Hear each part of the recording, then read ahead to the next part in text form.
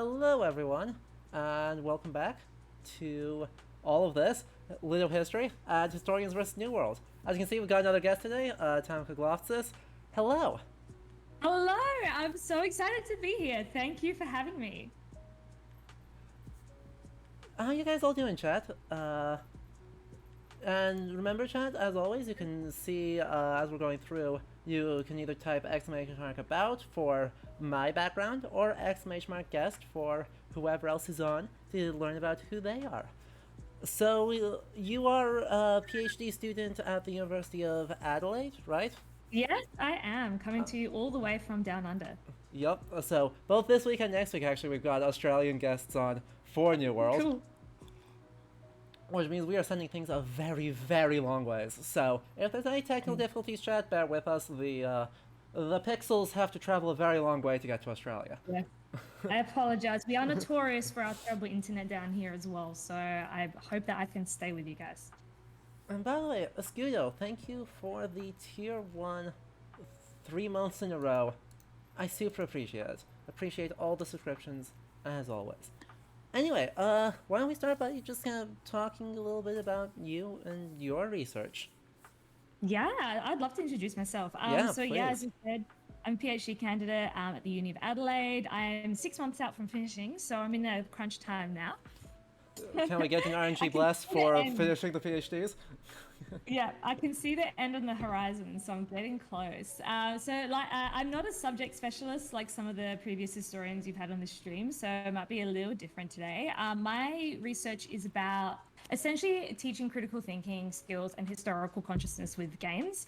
So I'm looking at the sort of epistemology and ontology of history in video games. I'm looking at some things like immersion, critical thinking, empathy, looking at multiplicity and like deconstructionist and postmodern history, and looking at the potential of games to sort of engage with these more nuanced, more sophisticated, and more, I suppose, scholarly ways of thinking about history, but in like a public and accessible way. So that's pretty much what my research focuses on in a nutshell. Ha! Small nutshell right there. That's a lot of Yeah. topics. It's a lot. It's massive. Honestly, sometimes I just look at it and think, what am I doing? Why? It's pretty. How do I explain it? It's like this big lumbering kind of thing. It's like stuffed with ideas, but it seems to be working. I feel like I'm pretty good at like synthesizing a lot of stuff. Good. Sometimes it does drive me bonkers though, but yeah, it's coming together. I think it's working out. So even though there's a lot in there, I'm sort of whipping it all into shape. Good. Yeah, I was just talking with Jeremiah McCall today on Twitter, Sweet. Yeah. Awesome. because he just posted a thread talking about, actual like cognitive research into, you know, do games teach history the way that historians kind of assume they do?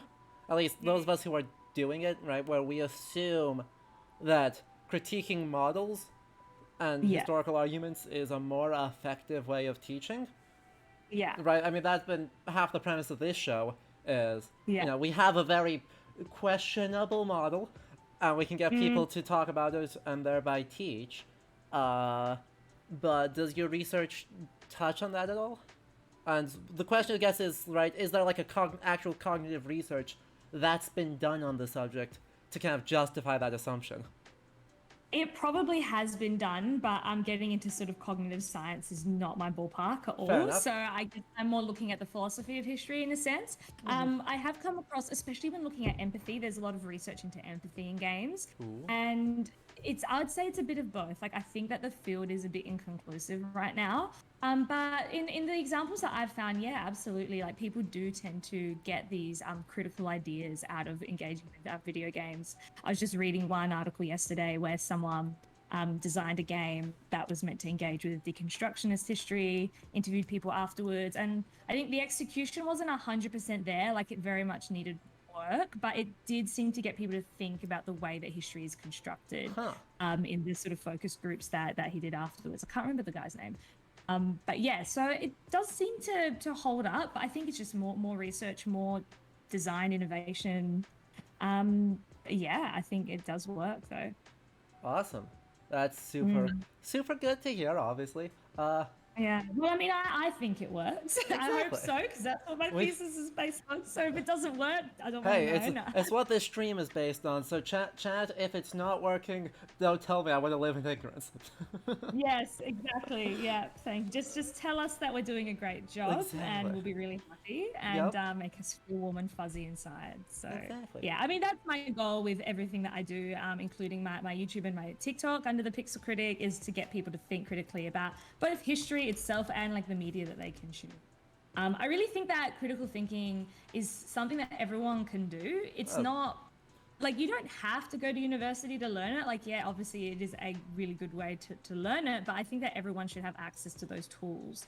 And I really believe that you can get anyone engaged with this sort of thinking, to get them to be critical, to get them to have historical consciousness. So I think we can make it accessible, we can make it fun. Love the idea of the stream because I feel like you can do exactly that here. hopefully, it seems to have been successful so far. But Yeah.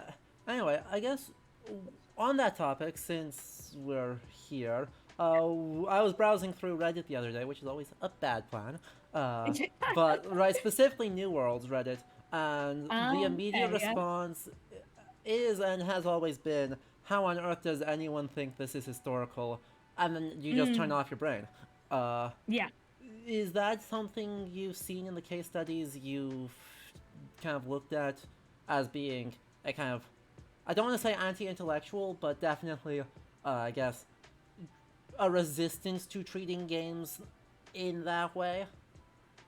It does come up, but I would say it does and it doesn't. I feel like gamers are a bit divided. It really depends on to what extent you want to engage. So I've Mm-hmm. come across both approaches in my research. Some people will say, nah, it's not history at all. So they're playing something like Assassin's Creed or Age of Empires or Civ. They'll be like, no, it's got nothing to do with history. Like, it's just fun. It's just a game, la, la, la. But I think that even though people want to think it's just a game, it never is. And people do still, I think, unconsciously absorb these arguments and these ideologies, even if they are consciously saying, no, this is really like, it's not meant to be authentic, it's not meant to be accurate. When those are the primary historical representations that you're engaging with, you're still going to some extent, engage with it as a historical representation, right? Yeah, So I yes. think that in the conversations, people do end up talking about them as if they are legitimate historical representations, even if they don't think they are, if that makes sense. So it does Yep. come through in the discourse. Yeah, and luckily I think academics are finally, you know, obviously the field has, our little corner of the field has been around for like 25 years, Yeah, but I think academics beyond that are finally starting to get the idea. I think they are. Yeah, which is really nice. I've only had a few raised eyebrows at what I research. Most people are actually pretty down for it. Yep. So it's really nice actually. I don't have to explain and justify myself too much these days. And I think that as a field, we just need to get past that. You know, we just need to say, okay, you know what, games can be history. It's done. Let's just talk about what they can do instead of trying to engage in this debate, which has already been rehashed for the past 15 years. Oh gosh. I mean it's a slightly more useful debate than either our game's art or our game's mostly story or mostly rules. That Yeah, whole debate, that whole thing. So at least it's I slightly know. improved. Yeah, I But think it's getting there. yeah. Constable has an awesome question. And by the way, chat, if you have any questions for Tamika through this, feel free to put them in. Or for me too, I guess. I do read chat while we're doing this. And also, welcome. I know this is your first time. I saw this was your first time in my chat, so welcome. I'm a science communicator, and when it comes to sci-fi and science-related games, there's a lot of research into their impact. Do you draw on research from Mm. other fields like science comms and education to find out how games apply as edu in those, and then reapply that to history? Or is that Yeah, something a little bit out of the scope? that's an awesome question. Thank you for that, Constable. I don't really look into science because completely not my ballpark. But in terms of education, yeah, absolutely. There is a lot of research about using games for education, even going back pre-digital. Like Yeah. that field has been around since I think like the 50s and 60s at least. So yeah, definitely drawing on that. There's really useful work there. And like as you mentioned Jeremiah McCall before, he does amazing work publishing about how he uses games in the high school history classroom, which is so cool. Yeah. I think I'm trying to take that and apply it more to outside of the classroom context, because I feel like there is a lot of classroom focused research out there. But I'm really interested in just like the average sort of Joe Blow and what the general population that are not necessarily in a academic or a learning setting can learn. So I'm trying to sort of take those insights and see how they might apply to a broad field. Oh, that's excellent, because that's something I've been struggling with a lot. Is, it's easy enough to make games useful when you have a syllabus, Yeah. but when you have a subject expert that can point out, this, and this are what you want to look at. What about the rest? But the rest of this we can kind of set aside. Exactly. Yeah, I think having that teacher there in a classroom to mediate the experience often makes a really big difference. And then it's like, well, how do you do that without the teacher there? Yep. Or without me here doing that for you all. Yeah, exactly. Right. Because you do cultural heritage research at the moment. Exactly. And also, right, being on stream here, I can do a little bit of that mediation.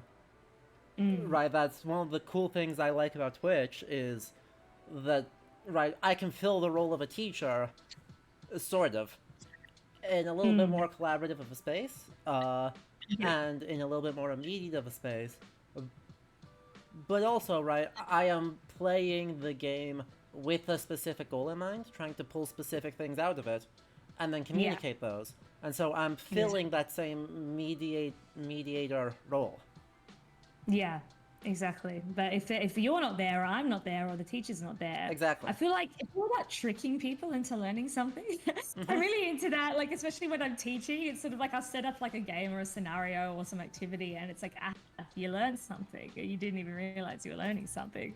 So yeah, I just saw Constable followed up said, yeah, Joe Blow, like science fiction and historical fiction.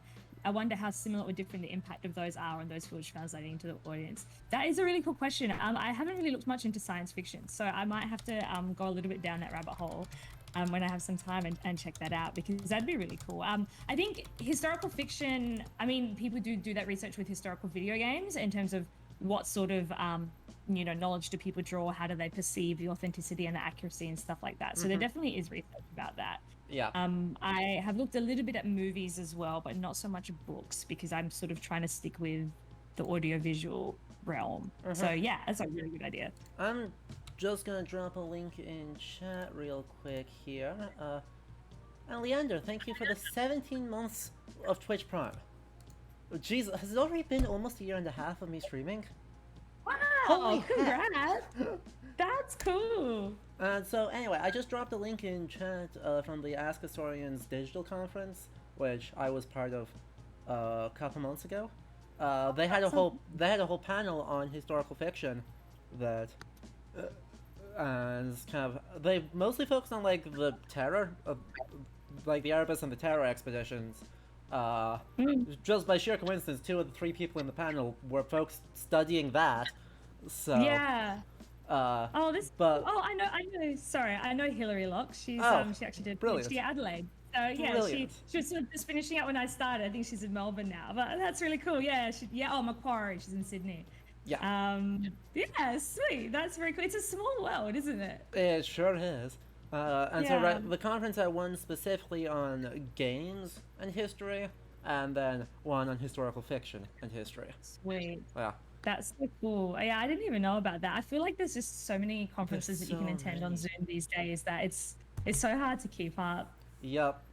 Super sympathize. I'm already it's like started December 2021, and I've already got 3 lined up for 2022. Oh, wow, sweet. What are they? Well, I've got one a workshop in February, and then Leeds, and then there's the International Saga Conference in Finland for the other side of my academic work. Yeah, that's so awesome. Yeah. Oh, nice. I had a few international conferences lined up before COVID hit. Oof. And I had to cancel them, so that was pretty disappointing. Yep. But I did present at Macquarie did a Living Digital Heritage Conference just a few weeks ago. What And you about? would have loved that. It was all about digital heritage. It was so, so cool. That A sounds lot of the papers were people presenting their actual like virtual experiences that they'd designed and developed. A lot of that, the professionals, the practitioners in the digital heritage simulation and virtual reality space. So that saw some sounds amazing awesome. projects. Also, in that vein, I need to pull up another thing because right, we mentioned Age of Empires, and we were talking about Yeah. that before we went live.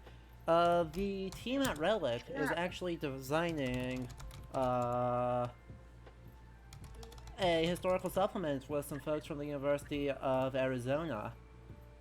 I saw that. I Yeah, saw that. That looks so cool. I haven't had a chance to properly like dig into it, but exactly. yes, I'm fascinated. It is not, the stuff is not up yet, which is really unfortunate.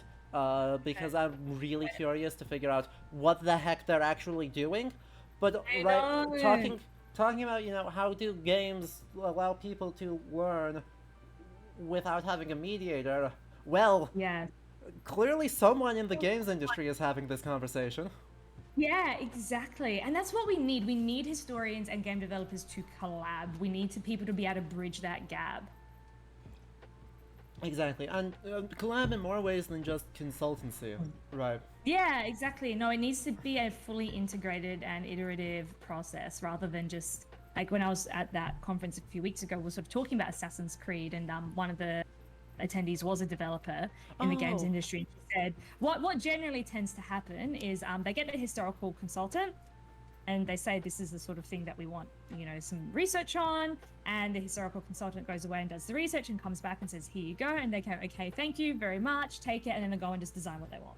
So exactly. it's not a fully collaborative process. Exactly. I know someone who did some consultancy work for AoE 3, and that was Oh, pretty so much exactly how it went. Is whenever they needed yeah, something, they were like, "Hey, I need a 5-page brief on this." yeah, You create the and 5-page brief, you move on. it's purely factual as well. It's purely factual. So that's the thing that gets me with Assassin's Creed is that they have so much research, but it's only about accuracy. And yeah, like a lot of things are accurate, or they're as accurate as they can be within the context of the game. But then, in terms of the meaning, there's no real historical argument, or there's no real research into what does this period mean, what is the significance of this information or that information, what kind of argument do we want to convey to people.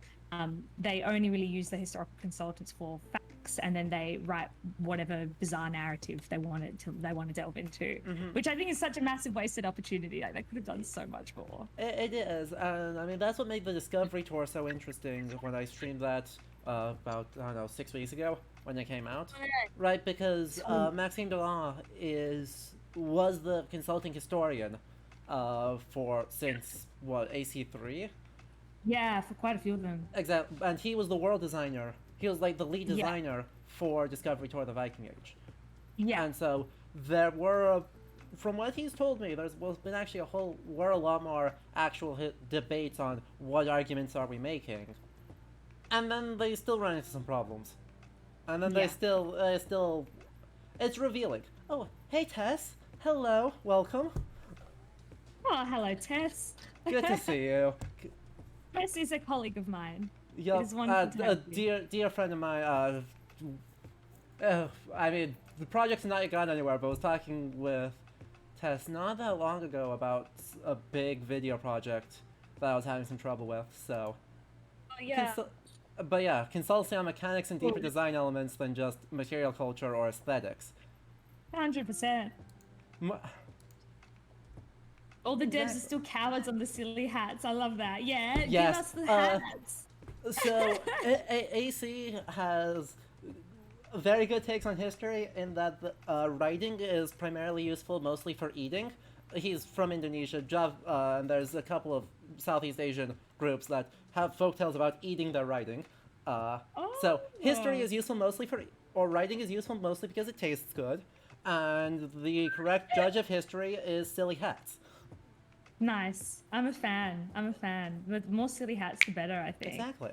I like what Constable said here. Does accuracy matter as much as we think? Because often the debunking and myth busting of historical and science fiction is consumed by audiences and fandoms that are aware that accuracy is limited. So there's an opportunity for historical and science communications that comes from debunking. I kind of feel like Like, to be honest, and this is going to be so weird coming from a historian, but like, I really don't care about accuracy. Oh god, Like, I I'm don't so over that care. debate. I'm I don't way over care. that debate. Like, you could give me the most inaccurate thing in the world, but if it makes an interesting historical argument, I'll be like, yeah, this is the best shit. This is the dope. Praise. Can I swear on the stream? Is Oh this a yes, PG absolutely. stream? No. God no. I have a bit of a sailor's mouth, so I'll try and tone it down. But yeah, like I really don't care. I think that like some of the stuff that I've looked at in my research has been not even really historical at all. The way that the narrative is constructed, the interaction, the epistemology is super historically critical and nuanced and conscious. So they have more worth in terms of critical thinking to me than some games which are super, super accurate and detailed, but they don't really say anything or Yep. do anything. Yep. I am always on board with that, where interesting is way more important than right. Right. Yeah. So far as there is right. Yeah, for sure. And people do talk about these things. If you all you need to do is look at forums, look at Reddit. I know, you gotta go to Reddit. Yeah. I have cited Reddit in my thesis more times than because reception studies, right? And so I'm digging into God, these. you gotta do it. I hate it, but you gotta do it. Fun. I kind of like it, even though it's like a cesspool. It's just like, this is what like people are saying about stuff. And sometimes you find conversations that people are having that are so fascinatingly just like thought-provoking, and there's actual like really sophisticated like historical consciousness there that you can see, which is great. And then there's other times where just yesterday I had gone to an argument on a Fire Emblem thread where someone tried to tell me that that The Lord of the Rings shouldn't be read from a medieval lens. Right, and this is on Fire Emblem thread. Yeah, because the guy was like, "Oh, you're overthinking it. It's a Japanese strategy game. They're using medieval aesthetics, nothing else." And then cited another example of, "Oh, you wouldn't read Lord of the Rings from like medieval feudalism." It's like, wait, I literally have read a paper that did that. Yes, I mean Several you do. papers. You absolutely do, and that's something I actually made a short little video of it on my TikTok. It's the pinned video on my TikTok actually, because when I posted a few videos, I had some people saying, "Oh, it's just a game. Like, chill. Yeah. Why do you care? It's just a game." It's like, well, it's not really just a game, because 99% of people get 99% of their history knowledge from popular media and culture. And like I was saying before, even if you do go to the Wikipedia page and you think, "Oh yeah, like that wasn't accurate. Okay, so that was just like a fictional whatever," you still are absorbing these semiotic fields. You're still like you're taking it in. You are sort of what you consume in a way. And I think that the way that we think about media we consume is so important. Even if it is just to say, okay, this is just like a fantasy thing, you still need to be aware that that's what it's doing. Exactly. So it's always good to talk about. Why not? Why not talk about it? We might as well. What else is there to talk about? Like COVID, Donald Trump, like... This is far more fun and useful. Exactly. So speaking of games with dubious things to say and lots of people going, "It's just a game," what do you say we hop in? Let's hop in, yeah. Also, I haven't cited history memes yet, but I do put a lot of them in my tutorials. Amazing. Yeah.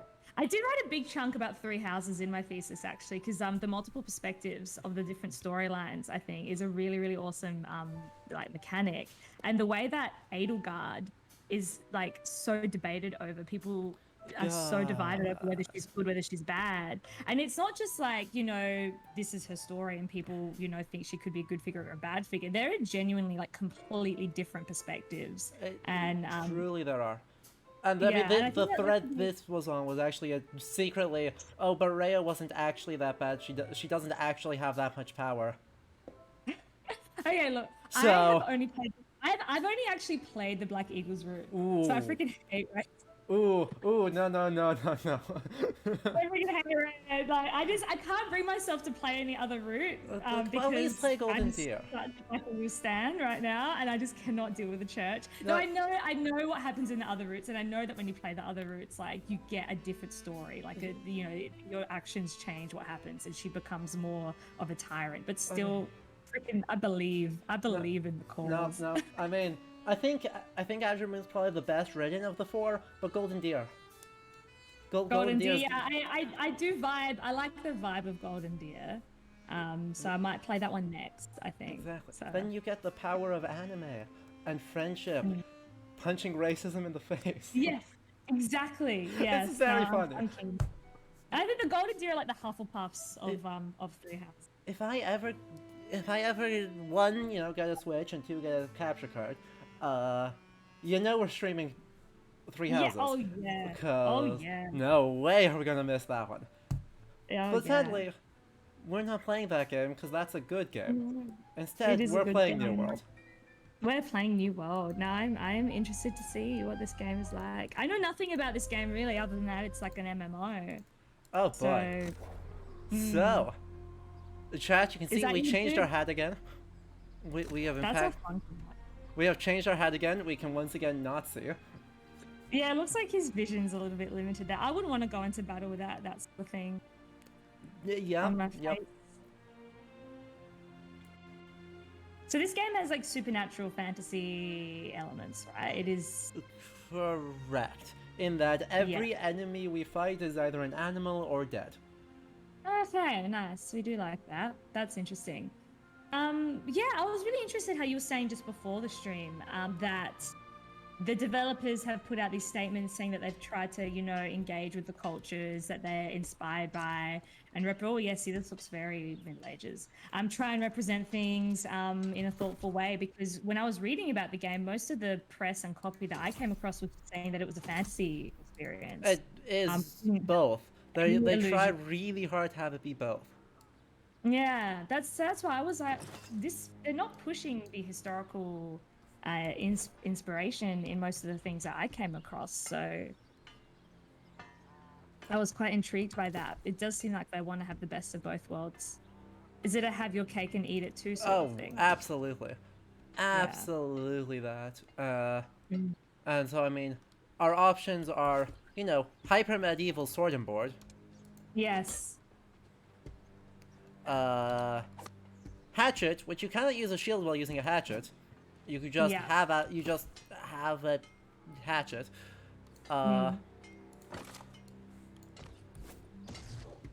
Magic Ice Gauntlet. Nice. Nope. I'm into that. Gun. Gun, yeah. Anime axe. Is this a game that does it specifically kind of locate itself within a particular period, or does it kind of pastiche a few different eras together? Yes, but no, but yes. Yeah. So, theoretically, the current year is approximately 1700. Right. And by the way, welcome, I'm Westby. First time chat, welcome. How do we see? That's the secret, we don't. We don't. Anime axe. Anime bow. Those are steel limbs on a bow that this thing would not fire using 17th century steel. No way. Yeah. And like Tessa said, it's medievalism. They don't want to explicitly say it's medieval, because then all the medievalists will be like, but it's very obviously medieval. I actually think it's early modernism. Early modernism, yeah. Tessa's the expert on that, so I think you need to get her on the next stream sometime soon. Exactly. That's Tessa's field. So I'm very a stranger to this field, really. I'm just here to sort of shoot the shit and have a bit of a gas knife. So. Absolutely, Tess. If you are interested, please, I would love to have you on. Get on this, Tess. You'd be great. You'd know a lot more than me. All the medievalists will come out and laugh at you. I don't want medievalists laughing at me. That sounds scary. I am the medievalists. I am the one laughing. Yeah, exactly. Ooh, cool. But yeah, so we had fire staff, healing staff, rapier, and spear. Cool. That's a good inventory. So where are we in the world right now? So the world we are in the mystical island of Aeternum, which is somewhere in the middle of the Atlantic, mostly, kind of. Right. And then basically is a compilation of every spooky island. So, you know, Avalon is in fact the spooky island. So King Arthur has been here. The Romans have been here. Yeah. The Ming Dynasty made it here. So we got a bit of a Chinese influence as well. There's one place thus far that is just like the most ultra normie fantasy China you could possibly ask for. Really? Yeah, it's bad. It's unfortunately, it will murder my face if I go there because it is it is an end game region. Okay. Yes. Is it super like is it super racist? I haven't seen enough to get there, but given that the moment we got close, all the turkeys turned into peacocks and the mountain lions turned into tigers with manes and rainbow colors. I don't have high hopes for it. Interesting. It'd be very interesting to see how many Oriental stereotypes they fall into. Yeah, we'll see. And that's one that they have explicitly claimed historical research on. Yeah. So we'll see how that goes. I've got an expert actually. If you guys remember Jeremy from a little bit, from the second Legend of Tianding stream, he'll be coming back on whenever we get around to that, near the end of the series, to go and talk about, you know, whether or not the Ming could have actually made it. Or whether this is obviously absurd. Yeah. This story is actually more complex than you expect. Someone says, do you have high hopes for anything in connection with this game? I don't know, Adam, what do you think? Do you have high hopes for I mean, I've seen enough of this game to know the answer. The question is, do you? Do I have high hopes? I mean, no. Fair. No, I don't know. Like I'm feeling like it is what it is. It's a medievalist or early modernist-ish, ambiguous-ish fantasy game, MMO. Possibly racist. We don't know. I honestly think that it is just going to be like LARPing fantasy medievalism 101. So I don't know. I mean, I don't know enough about the story. So if there's anything to do with the narrative that you know about that you can sort of fill me in on. I know you said you haven't been through much of the narrative. I mean, I'm 35 hours in and we only just like got through the first, I guess, arc of the story. Right. Because you may notice, chat, we no longer have the objective of go kill the guy in Amrine Temple right in the dead center of frickin' everything. So we killed the guy? Right, yeah. Off screen, I leveled up a couple more times and I killed the one guy. And now the objective, now the idea is, basically, there's a storm off the coast that miraculously appears whenever a ship arrives or tries to leave and sinks the ship. Okay.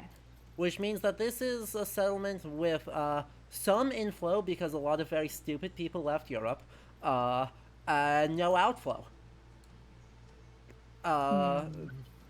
Which is a choice. But tied to this is also the rise of all of these things called corruption. The most generic of all possible names. Who are undead, but red instead of zombie colored. Right. And so they're bad. Turns out they're bad news. And so we're trying to deal with them. And so the current objective is to attempt to reestablish a group that died sometime around the year 1000. Okay. And so there are now ourselves and one other guy as part of the Soul Wardens. And so we're going to try and unite all of these factions that have color-coded the map stupidly in order to fight against the corruption and do stuff. Right. See, that's a very safe choice. That the baddies are zombies, so you don't have to make any actual human beings the baddies. Exactly. Which is very interesting. And so these different factions, what are their parallels? What are they? Fill me in. Factions. Okay, so the three factions. The first one is the Covenant, who we are going to go talk to in the town of Brightwood. This is, by the way, not that one of the corrupted, is just one of the zombies. Okay. So there's zombies and then there's corrupted. There's actually two different flavors of zombies and then the corrupted. Okay, nice. So this is the Lost. The Withered are someone else. He's an anguished ghoul. Yes. He's got his whole damn coffin on his back. He does, and he's also got a very, like, Salem witch hunter hat-looking pig. He does. I feel like that's very much the vibe. And now he melts, and he'll respawn in 1 minute. Yes. So the New Order, is that the name of the supergroup that we're trying to make? Like this sort of Avengers Assemble thing? No, the group is technically the Soul Wardens, and so we're just going to unite the Covenant, the Syndicate, the Marauders into Soul Wardens 2.0. Okay, right. Yeah. Yep. I'm following. Yeah. So the Covenant are the quote-unquote religious faction, by which I mean that they seem to be very much a modern Protestant idea of what religion is, does, and looks like. Yeah. Right. Basically, if you did exactly no research into religion whatsoever, and were asked to design a fancy religion, the Covenant is what you come up with. Yeah. Absolutely. You know the so vibe. These are just you're Christian. Yeah, you're Protestants. I get that. Are there like do we have sort of the archetypes? Like we've got the fanatical priest guy. We've got like the woman being persecuted. That whole sort of thing going on. Have you encountered many of the story characters yet? Not yet. The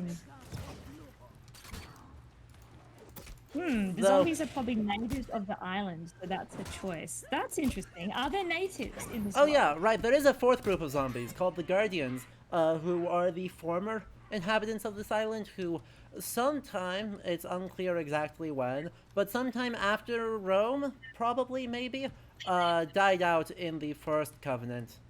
Or in the First Rise of the Corruption. And so now they exist as skeletons. Hey, come on. Okay. Do the thing. Come on, I believe in you. Go kaboom. Yeah. Nice. Yeah, I feel like they definitely copped out by making the enemies the undead. They super did, but sounds like the game got delayed. Right, I haven't been able to find the source for this, but there have been rumors circulating that the reason the game was delayed in the first place was because there were originally native, clearly inspired by indigenous American groups that were just the generic baddies that you, the brave colonizer, would go off and slaughter. Yeah. You're kidding. So, this is a safe choice, but it's better than the first attempt, so I don't know. Yeah. Maybe I don't want to criticize that choice too harshly. Yeah, I feel like they made a good call there. Oh my lord, who approved that? Who thought that was a good idea? Not the employees. Yes. And so that's very interesting, like, we don't interact with any natives. No. Because they're all dead, right? But also, no one here can die, and so if I ever head back down to, the Cutlass Keys, we're just gonna, fight or meet a couple of Romans that have been vibing for, several centuries. Oh, really? Yeah. So everyone's just here. We're all in it. We're all hanging out. We got Romans here. Everyone's here. Oh, okay. So why can people not die? Because the island is just does theoretically it's related to the fancy substance here called Azoth. Okay, so it's Magic Island. But it's just because the island is generically magical, where everything respawns, everything regrows super quickly, and nobody can die. Okay, yeah, so Magic Island. That's... So they've found a sort of fantasy mechanic, or a sort of a device that's allowed them to have multiple historical cultures coexisting in this one fictional island. Exactly. So it's a bit of a playground, really, what they've done. It absolutely is. Yeah, it's a bit of a playground. They just thought, let's put Romans in with the Ming Dynasty and Vikings. This is like America, people. like colonial America kind of vibe. So they've just thought, what's going to happen when we get all these groups? And are they assigned with the different factions? Like, are they aligned with the different factions? So or is it just sort of... the NPCs are not mostly, but the players all are. Every player must choose one of these three factions. So yellow is the Covenant. Yes. Green are the Marauders. They think Yes. intellectual endeavors are for cowards and fools, and will prefer to punch things. So the best way to describe them is Ah, pirates without boats. pirates. Okay, right. Cool. Because you can't go sailing here because everything will break if you try and go on the water. Yeah. But Oh, they're still okay. pirates. They're still pirates. Okay, so they're land pirates. Exactly. And then there's the Okay, and what's syndicate, which is the- who we're a part of. Oh, wait, And syndicate. they are ethics committees are for cowards, i.e., every scientific group in any video game ever. Yeah, right. So just the mad scientists. Well, not mad scientists, but like ruthless scientists. Exactly. Truth above You know, all else, knowledge- including ethics. Knowledge at all costs. Screw ethics. We're gonna do whatever we want. Doesn't matter how many people we step on in the pursuit of knowledge. So basically, like, you know, Auschwitz concentration camp experimentation. Yeah, a bit, Yeah. a bit. Quite a lot of that. Nice. So they all sound pretty like morally questionable. Like, I mean, I Yes. guess neither of these factions are the heroes, right? No, but yes, right? In that we are actively trying to recruit the NPC leaders of the factions to our cause right now, because it's everyone versus these guys who you know are bad because they're vaguely red. Okay. Yes, These guys this are is how- corrupted. These are the super bad guys. Yeah. So, do the factions need to sort of negotiate and put aside their ideological differences to try and, unite against the bad guys? It reminds me of Game of Thrones, how they're trying to sort of get everyone to team up to fight the White Walkers. That's a pretty apt comparison. Yeah. There's some sort of cataclysmic, apocalyptic enemy or event about to happen that, the protagonist is running around saying, put your differences aside, forget about your petty squabbles. We all Exactly. need to, band together to fight this thing, and then they don't listen, and then they all end up getting destroyed by the thing. I mean, that's not what happened in Game of Thrones, but, that's Also, my version of what happened in Game of Thrones. the difference is that, unlike in Game of Thrones, where there's the big ol', the thing is coming, it is a threat, we need to do something about it. But you can't actually see it except for the people who are actually reporting the issue. Yeah. It's But this is literally like the everywhere, thing is here. and is mauling Yeah. everyone all the time. Oh god. The bear is going to murder me. Oh no. Oh no. Oh, God. Oh Run no. from that Black bear. bears. Black bears are scary, yo. I was too excited. Run away. Run away, run away. What Wolves class is are- your character, by the way? Uh, I'm guessing they- it has classes. They don't have classes in this, actually. Oh, it does, Instead, wow. what it all is each weapon advances individually. Yeah, right. So you can level up whatever weapon that you want. Exactly. I prefer that flexibility. I like that I flexibility. like that a lot more, yeah.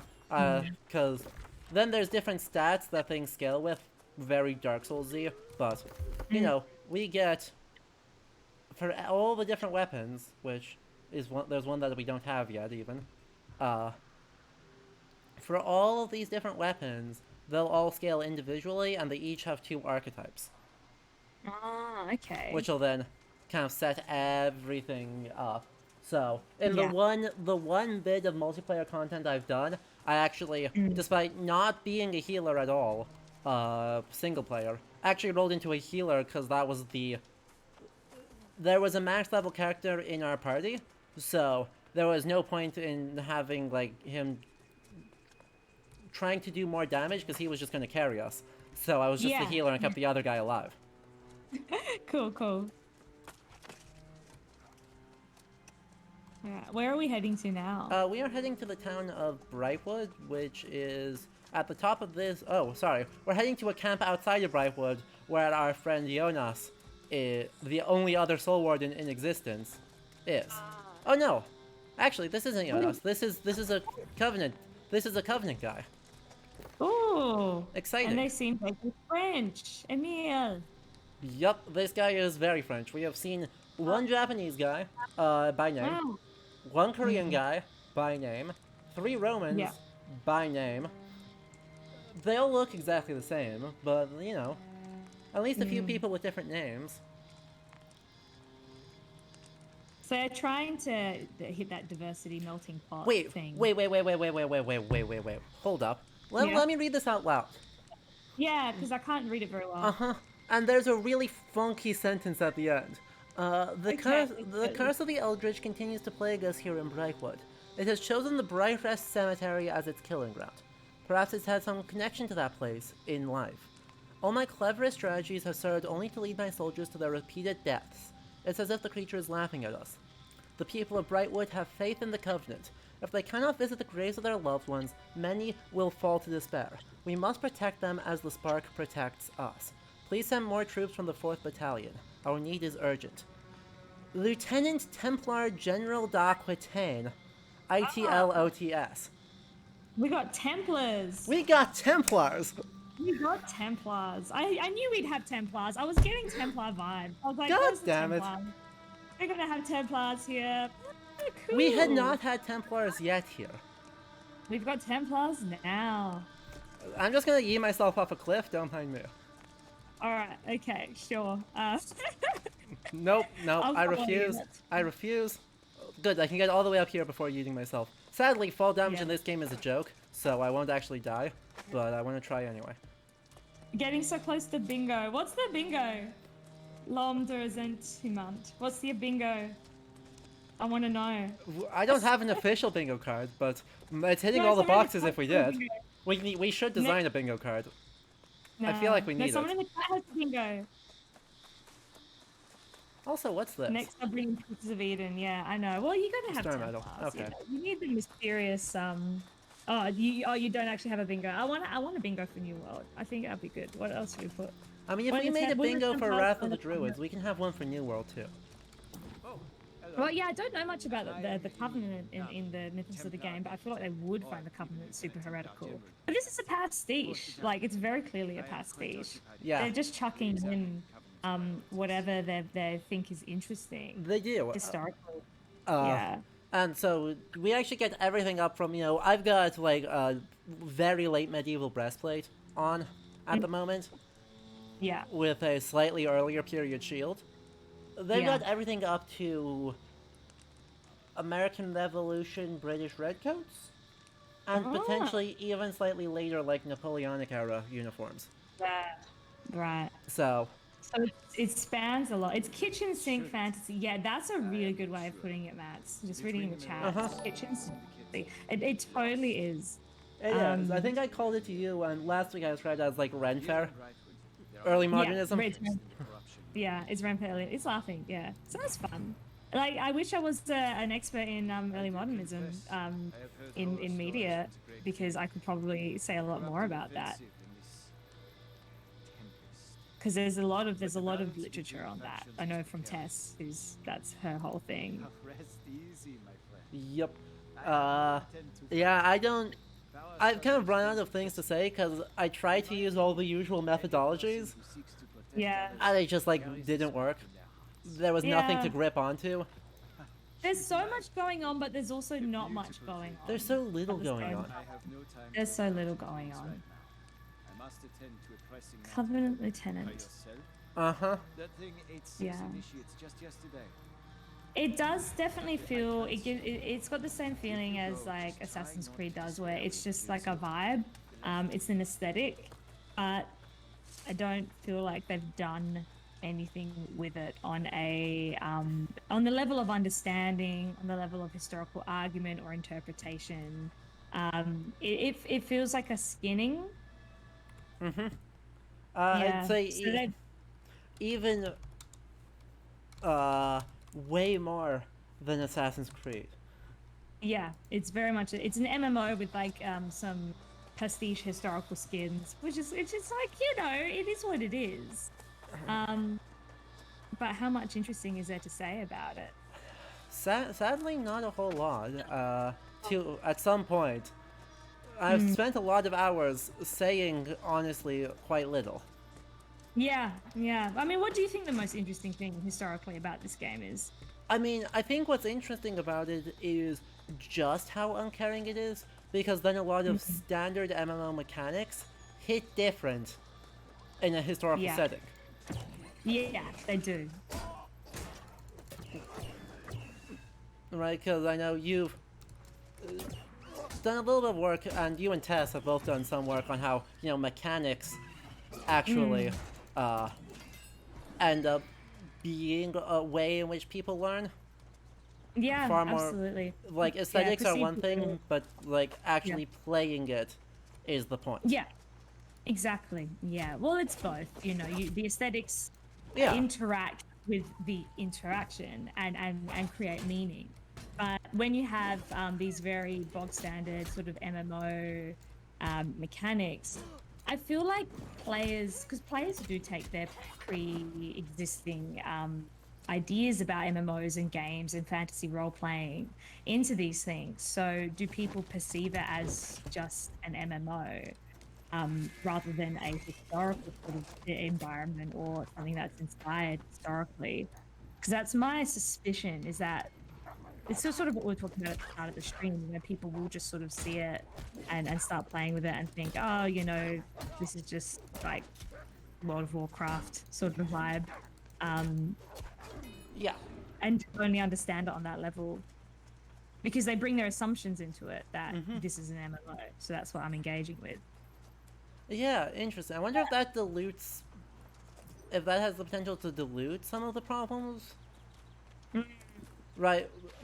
Can those? I mean, generally, I think pre-existing assumptions are always kind of dangerous because, you know, when, how many of those assumptions actually have grounding from legitimate sources? Yeah. Especially when it comes to history versus the far more likely, you know, they've read like Robert Graves once, and now they think they know Irish mythology. Yeah, exactly. Though I'm thinking more preconceptions about games and game genres and gameplay rather than about the historical period. Of course. Because when you crank up like a new RPG, you're expecting certain mechanics and stuff. So you interpret those mechanics as a trait of the genre of gameplay, rather than thinking about what the game is actually telling you with those mechanics. So I think it would be really interesting to do some reception studies into this game and see like to what extent do players actually engage with any sort of historical representation of this, because in a lot of games they absolutely do, or like we said before, even if they don't realize it, they still are. With this sort of thing, it's such a pastiche and it's such a kitchen sink sort of melting pot that I question to what extent people are actually going to engage with it on that level. Yeah, I mean, my experience so far is that people, except me, largely don't. Yeah. Right, even people who are doing historical work in the period are just going, yeah, like this is so wrong that there is no point in trying to say something, and so we're not just not going to say something. Right. Yeah. Just turn it off, enjoy chopping down the trees, move on. Yeah, I really do believe that even when you just reskin a game, that can still convey a procedural argument. Like you said, you know, mechanics do hit different when they're in a historical setting rather than in a purely fictional setting. So yeah, I think it doesn't mean it's not saying anything, because I think there's always a production of meaning from the interaction between the rules and the fiction. But what are we actually getting from this game? I don't know what that meaning is. Yeah. I mean... crap. That's what I have to deal with. Oh, God. That'll be exciting, chat. That's a big boy. Yeah, that's a big boy. How are you gonna fight that? Badly. Is that a graveyard? Yeah, this is a very generic-looking graveyard. Nice. It's spooky. It's not the only graveyard we've seen, but actually, in 3 weeks, in 3 weeks, the guest on will be a student of religious studies who recently has been doing work on a graveyard, portrayal of graveyards in video games. Oh, cool! Well, you're gonna have to hit this graveyard back up again and have exactly. That's so. Imagine doing a project on the portrayal of graveyards, specifically in video games. Such a good project. Cool. Okay, this might actually not be as bad as I thought. Okay. If I can use my shield better. Yeah. I like how ACS said an idea to give awards for historical representation in argument in media to maybe recognize it better. I feel like that's a cool concept. Like, sort of like award for best screenplay or best, you know, performing actor, but instead it's like best, or most, we can't really say best, most interesting historical argument. Exactly. Maybe we can informally chuck a little panel together and That would be fun. make some. Yeah, yeah. But yeah, I think that's the big problem of an award show, right? Is that the instinct is to say best. Yeah. Despite having just said, we don't believe in best as the right statement, Yeah. we are then going to default to best as our go-to statement. Yeah, you can't say best. Like, I mean, most interesting, most historically rigorous. I don't know. Most emotionally powerful. I died. Yeah. I'm going to read out Tessa's comment because I like it. I think we make a lot of assumptions about how much the average player can identify between historical inspiration and game genre, because medievalism is so entwined with fantasy RPGs and MMORPGs from the start of the genres and before. So when all the games in the genre draw on the same tropes, I think sometimes it ends up meaning that the players think that's a game trope repeated so much because it must have some root in fact. I think that's true. I agree with that, Ted. I like that idea. Absolutely agree with that. Yeah. But yeah, right, where I was kind of going with that thought, right, is mostly when I've thought about the assumptions people bring to it, right, I'm thinking like Tara Copplestone's article. Yeah. Right. Yeah. But that's largely looking at what historical assumptions instead of what generic assumptions people bring into it. And so that's where my thought has been, but like I think that's a really interesting thought is, can generic assumptions actually I guess counteract some of the... Oh god, the game just lagged. That was exciting. But can they counteract some of the historical assumptions and the just kind of basic agreement of, all these things are in some way representative or referring to something. Do they actually write off mechanics that make historical arguments on the grounds that they are also part of the generic conventions? Yeah. Oh. Oh, there's another big boy. There's a quest. This guy's for a quest. So we may try and kill him first.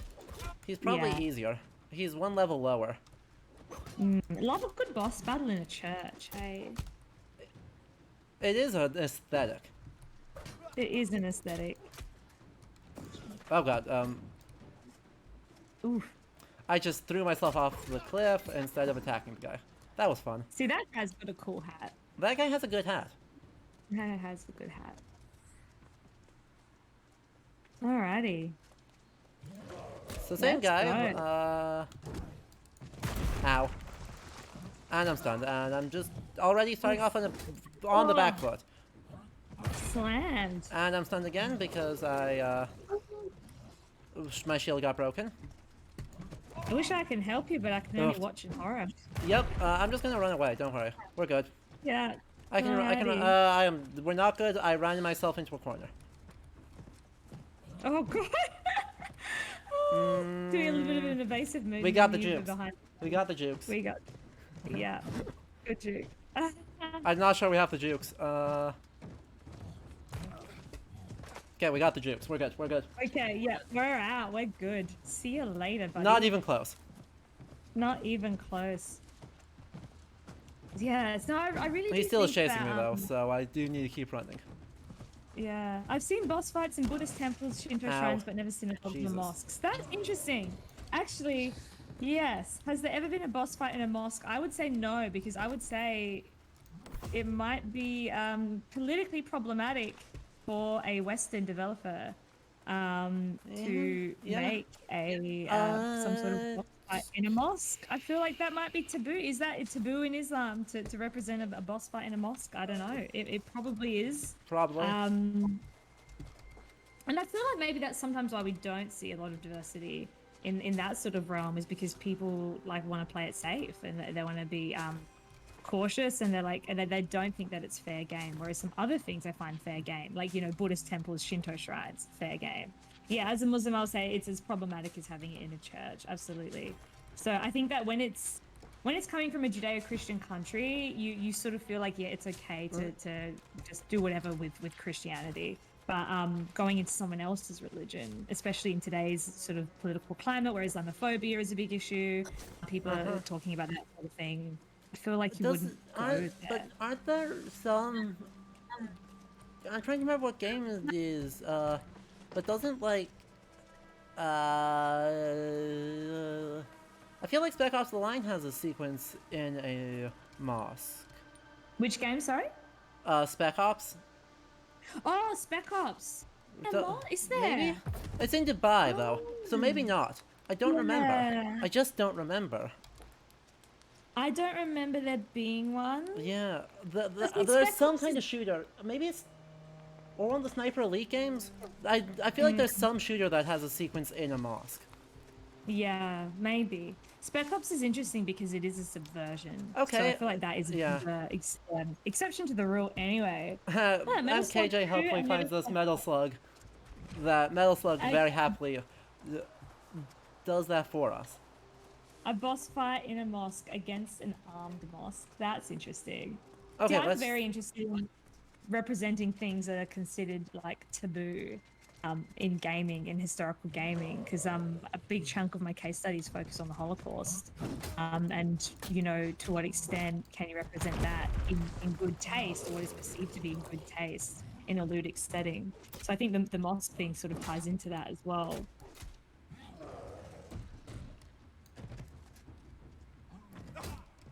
Please. God, and I'm taking a Are we bunch gonna of have- random ass damage. We're Helpful. gonna have to bail again. I'm almost certainly gonna die again. As anytime I take one of these big hits, I will just die. Yeah. And unfortunately, he has combos, and I don't have. This is a thing that is very much designed for kind of multiple people to work together. Oh, I dodged that. I totally dodged that one. Yeah. And I'm stuck in a This corner. feels like It's the fine. Walmart version of a Dark Souls boss fight right now. This is fine. This is fine. Oh, at death's door. But you can't die, so that's fine. Oh, he's got a cool hat. He has a very cool hat. Yeah, so loading- I don't know. A lot of these bigger fights are definitely designed for multiple players to be working together on. But Yeah, also, this server has about 300 total players on it right now. Okay. So that is nobody. This server That's is not me. this server is kaput. Yeah. So, Hmm. oh, interesting. I'd He like to didn't regain his compliment health. MMOs. The Ow. unpredictability of what other people do. See, I'm interested to know if they've represented anything that's a bit historically sensitive in this game at all. Maybe in the Chinese area. I Oof. kind of doubt it. You're just getting smashed. Yeah. Oof. Maybe I can use this to kite. Yeah. Right, maybe I can just kind of get up here. Ow. Nope. And I just can't use any abilities right now. Ow. And every time I take that hit, I do just die. Yeah. A big hit. What? I blocked that one. That was dumb. Tess, I think you should do that research that you're talking about in the comments.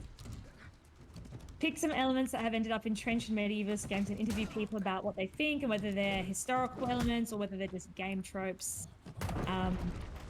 Cool, one more time. We're You should making do progress. The nice thing of We're that, making progress. right? The nice thing is since the cap is right here, I can just keep throwing my face at it, and he isn't healing. Yeah, exactly. So- Do you lose anything when you die? Probably. Yeah. I don't care. I think it's some cash. I think I lose some Yeah. money. I've got That's alright. plenty of money. I have no intention of buying a house here. So, like, Fair enough. So you can buy a house and do that whole thing as well? yeah. Yep. Nice. That's cool. Yeah, Spec Ops: The Line is such an interesting one because it really relies on the genre tropes in order to subvert them. Yeah. I had something that really stuck in my mind is I was talking to a extended family member that had played Spec Ops: The Line, Mm-hmm. and this was not a person who was into history really, or had any sort of historical qualification, or was into like literary analysis, nothing like that. Just a gamer. And they were telling me that they were playing Spec Ops: The Line, and they were like just thinking, this is just like a normal game. And then when things started to take that turn, they just were like captivated, couldn't put the game down, and like could Good. not stop thinking about it afterwards. So it's like it really, it achieved its purpose anecdotally in that sort of sense, where an average person really thought about the nature of the first-person shooter game and how we go gung-ho into these situations and we play these super OP heroes and shoot through the Middle East or shoot through World War II or whatever, Yep. and just uncritically kind of take down hordes of people without any thought for the moral consequences or the nature of what's going on. And it actually really did make that person think about it. So that's just an anecdote, but I think that in that way, like reskinning the first-person shooter gameplay, because the gameplay really is just The gameplay boring. is not good. It's just boring FPS kind of gameplay, but in a way that's sort of the point, because then it subverts it. Yeah. So taking an MMO like this and making it like a subversion that says something about this medieval, early modernist fantasy Oh, it would kitchen be sink so much world more would be interesting. really cool. Yeah, Would be because genuinely you can super totally interesting. do it. Yeah, absolutely. It's like how Doki Doki Literature Club gives you like 2 full hours of romance, dating sim visual novel gameplay before it gets into the horror sort of deconstruction of it. Exactly. And it's pretty full on from there. Like you do need to really nail that original trope to make the critique of it super effective. I agree. I think that there's a lot of room for that to have been something really cool. And then, of course, all evidence points to this in no way, shape, or form being a deconstruction either of the No. historical ideas or of the generic ideas. No, definitely not. So tell me more about what the developers have said in regards Oh. to their historical research. They've been saying a lot of this regular sort of buzzwords that you expect from developers working in a historical setting these days, to be honest. Right? So a lot of stuff of, oh yeah, we consulted with experts and, diverse peoples and this work of historical fiction, so that we're definitely doing it right. But then one of the things they also said with regards to Ebonscale, which is the Chinese area, is they're like, oh yeah, we wanted to go beyond just having historical accuracy to really imagine what would a player feel like trying to, or an individual feel like making their way in a world where everything is against them. Ah, okay. Right. Which is... where Sure, that's everything- totally what this game is doing. Is that meant to be like a bit of a colonial kind of thing? Like, Uh-huh. the hardship of westward expansion? Yes. Like, is that... Yes. I don't know. It is... Am I thinking I'm No, reading that into it and it's not there? oh no. It is 100% the American, the standard American imagination of frontiersmen westward expansion. Yeah. So, that is, extremely, you're picking the right thing out of it. Right, yeah. But is there much in the gameplay that reflects that, or is it mostly just running around fighting zombies? It's exclusively running around fighting zombies. Well, I won't say Exclusively running around fighting- exclusively. You can go fishing, and you can clear-cut forests at your leisure, and they'll just regrow. Right, they've got, a bunch of harvesting. Right, I can mine that. I can go shoot that turkey if I feel like. And then there's also, we had that big pop-up a moment ago of an invasion. That's a big PvE event. Right, so Right. you'll have a group of players, and a lot of players, right? It's not just, oh shit, he's gonna maul me if he sees me. Crap, crap, crap, crap, crap, crap, crap. He's, 6 levels above me, which is too many. Yeah, you need to run, boy. Running. You got a running. wolf and a skeleton on your tail. Yep. running. Okay, the skeleton, or the famine ghast is done. That's what they call it. This is a famine geist instead of a ghost. All the animals want to kill you. Such frontier. Very wow. Oh gosh. Oh my Yeah, god. Yep. Sums it see, I up feel like pretty well. You could make a dope. You could make a dope sort of like frontier survivalist game. Exactly. But this is not it. The big thing is, right, John Harney, I think described the game as encouraging to act like a psychopath. And I think that's about right. In that... In what way? Basically, if we look here, apart from the expeditions, right, the expeditions, say, are small group player versus enemy. Yeah. So that's like the Armene excavation here, Starstone Barrows, etc. We've got the big giant invasions, right, the upcoming invasion here, that is a large scale, like 40 players versus enemies, theoretically. Yeah. We've also then got wars. Wars are player versus player. So there are two factions competing for control of the territory. Right. They've got to make it a little spicy. It's got to be some PvP. Right. I think there's also one other type that's a PvPvE. So that there's players fighting each other while enemies also exist. Very MOBA-esque. Right. Yeah. I feel like, you know, that's something that they've needed to do with the requirements of the game genre. Like, we've got to have PvP. It sounds like that's what they started it with in mind.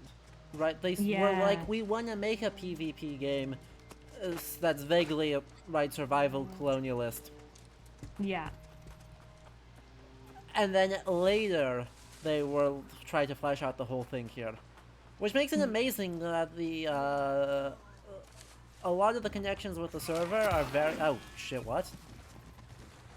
Crap. I'm stuck in water, I cannot... There's someone with a crossbow while I am stuck in water. You're smoking. Ooh. Yeah, that was disease. I was diseased for 10 seconds and I'm all better now. You were diseased. Just for 10 seconds. Just a little 10 second disease.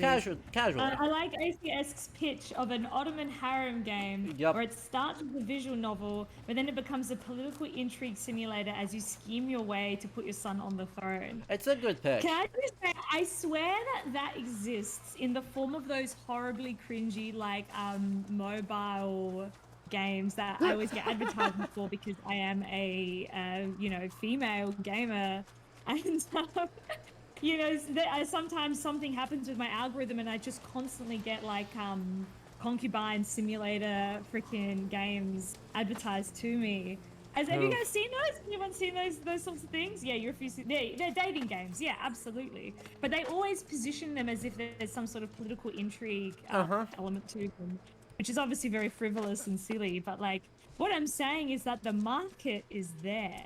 So True. Let's get into it. The masculine urge to be an Ottoman harem. Yeah. As you know, a reverse harem or the actual.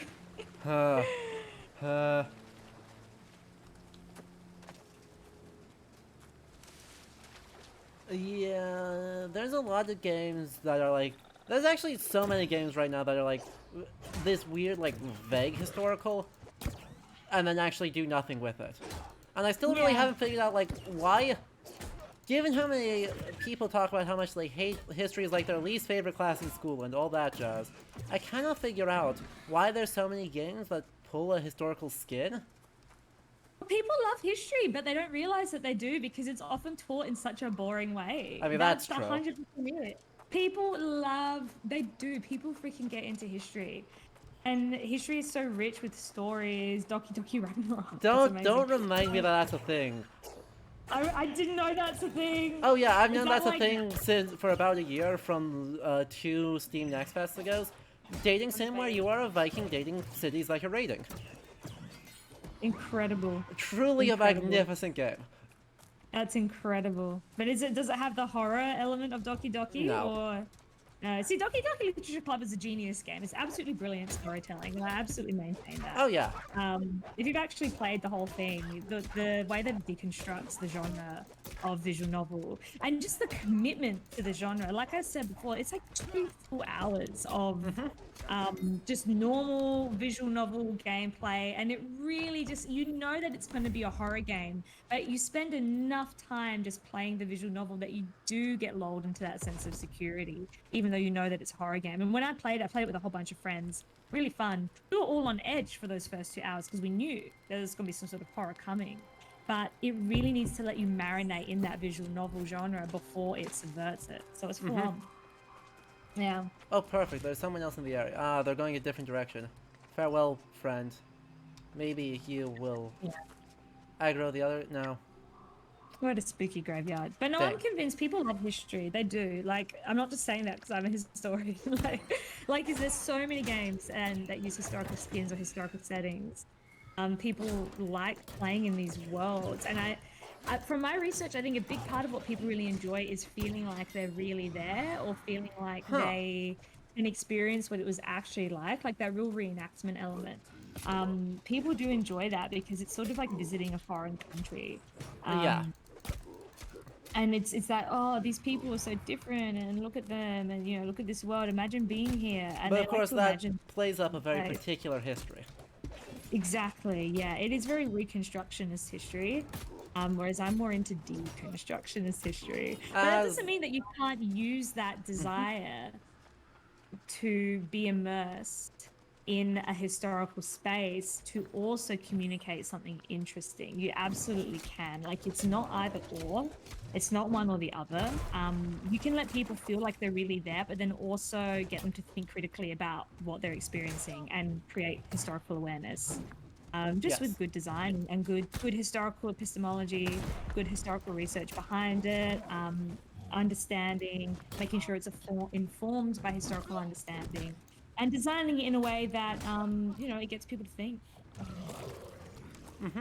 That's what I want to see. See, something that I think a lot of scholars make the mistake of, and I've seen it recently just in conferences that I've been in, is that they tend to, they think that games that are historically educational and games that are like just entertainment is like a binary. It's like an either or. Yes. Like they're mutually exclusive. They're totally not. It's such a fallacy to think that.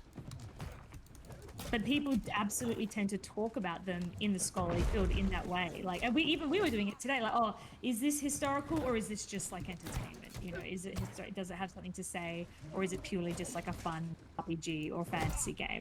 Yep. You know, often in practice, I think they come out very different, but it doesn't have to be that way. Yeah. I think that's very, very true. Ugh. The only problem with setting up this camp right here is I have to run through 2 different people before I can fight the thing I actually want to be fighting. Because we're just going to do the same strategy of just like, you know, repeatedly DPS check while dying a lot. Yeah. Well, that's the 4th one. That's bad. I now have to kill 4 things. The fact that they describe things as eldritch in this game, like, throws a little Lovecraft it's in there funky, as well. isn't it? I have not even thought really at all about how they're doing these, like, naming conventions, because they're just doing, like, stuff with them for the most part. Yeah. I have not found a coherent pattern. I don't think there's, like, an argument to be made apart from they thought the name sounded vaguely interesting. Yeah, maybe. Good, you did not heal. Maybe I can heal real quick, let that cooldown come back? Maybe? Yeah, let's go.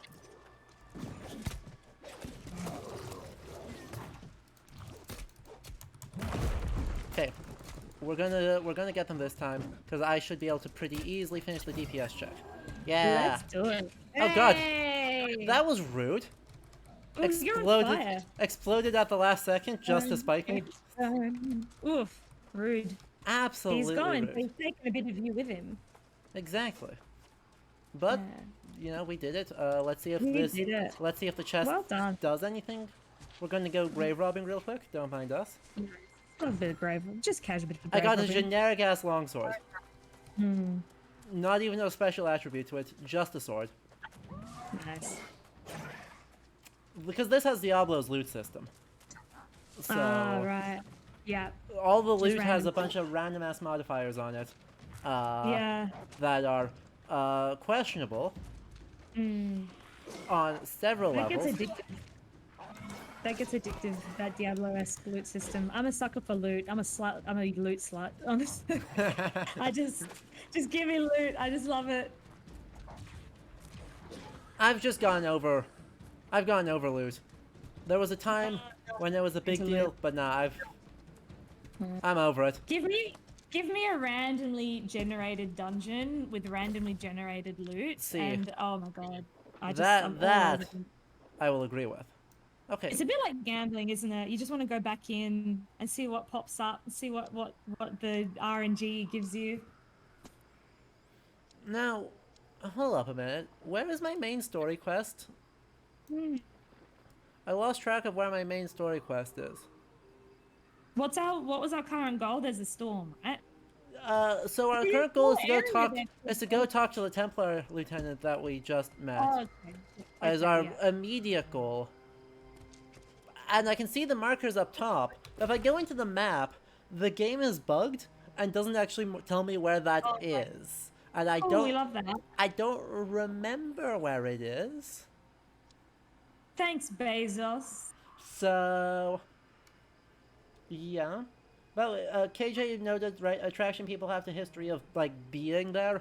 Also, as you mentioned, like, passed as foreign country. They tie to the Yeah. popularity of games that really focus on visual aesthetics. Yeah. Instead, with a very much popular imagining in terms of historical mechanisms, Yeah. ideas, quote-unquote accuracy. Yeah, definitely. Which is I would agree with the that. right kind, I think a pretty uncontroversial thought Yeah. in the field. Mm. Yeah, I have. think we can- I know it's somewhere in this area. I don't remember where.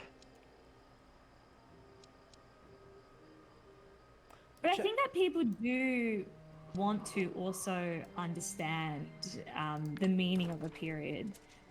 They often just don't get that opportunity. Like, games don't offer them that in a lot of ways.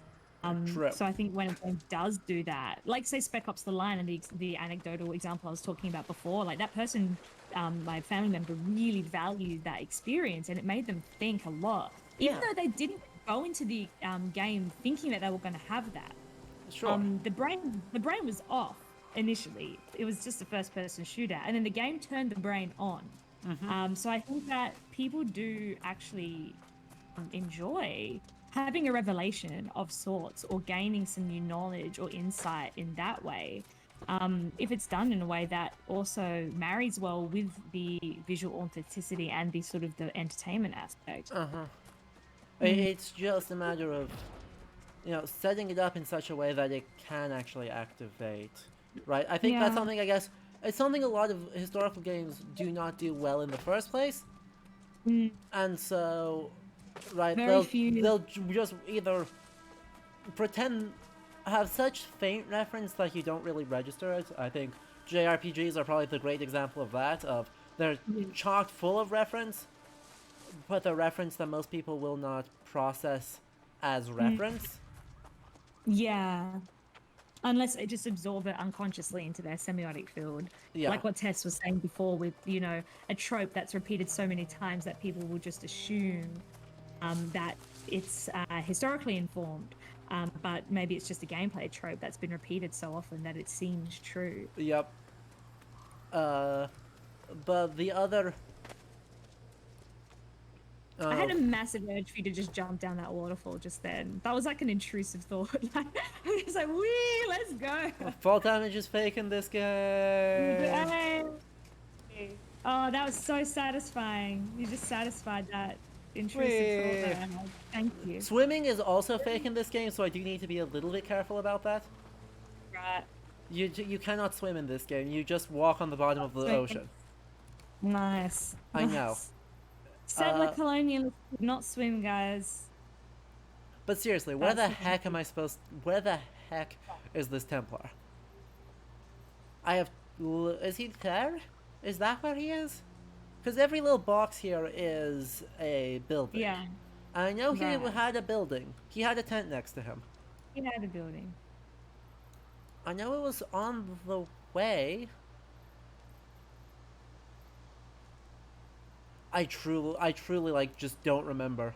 Is it also right? Maybe it's there? No, those aren't buildings. Those are other stuff. Huh. No, that's an overturned cart. So that's not that, I think. Oh, God. Yeah, What's that? Wait, what's that little thing? Oh no, we just came from the top. that's of that where we cliff. came We just- from. This is where we that's the died. cemetery. This is where I built the camp. I thought he was on this side. Hmm. Hmm. Wait, go back again. Well, yeah. Oh no, I've lost it. Go up a bit. And go to the right.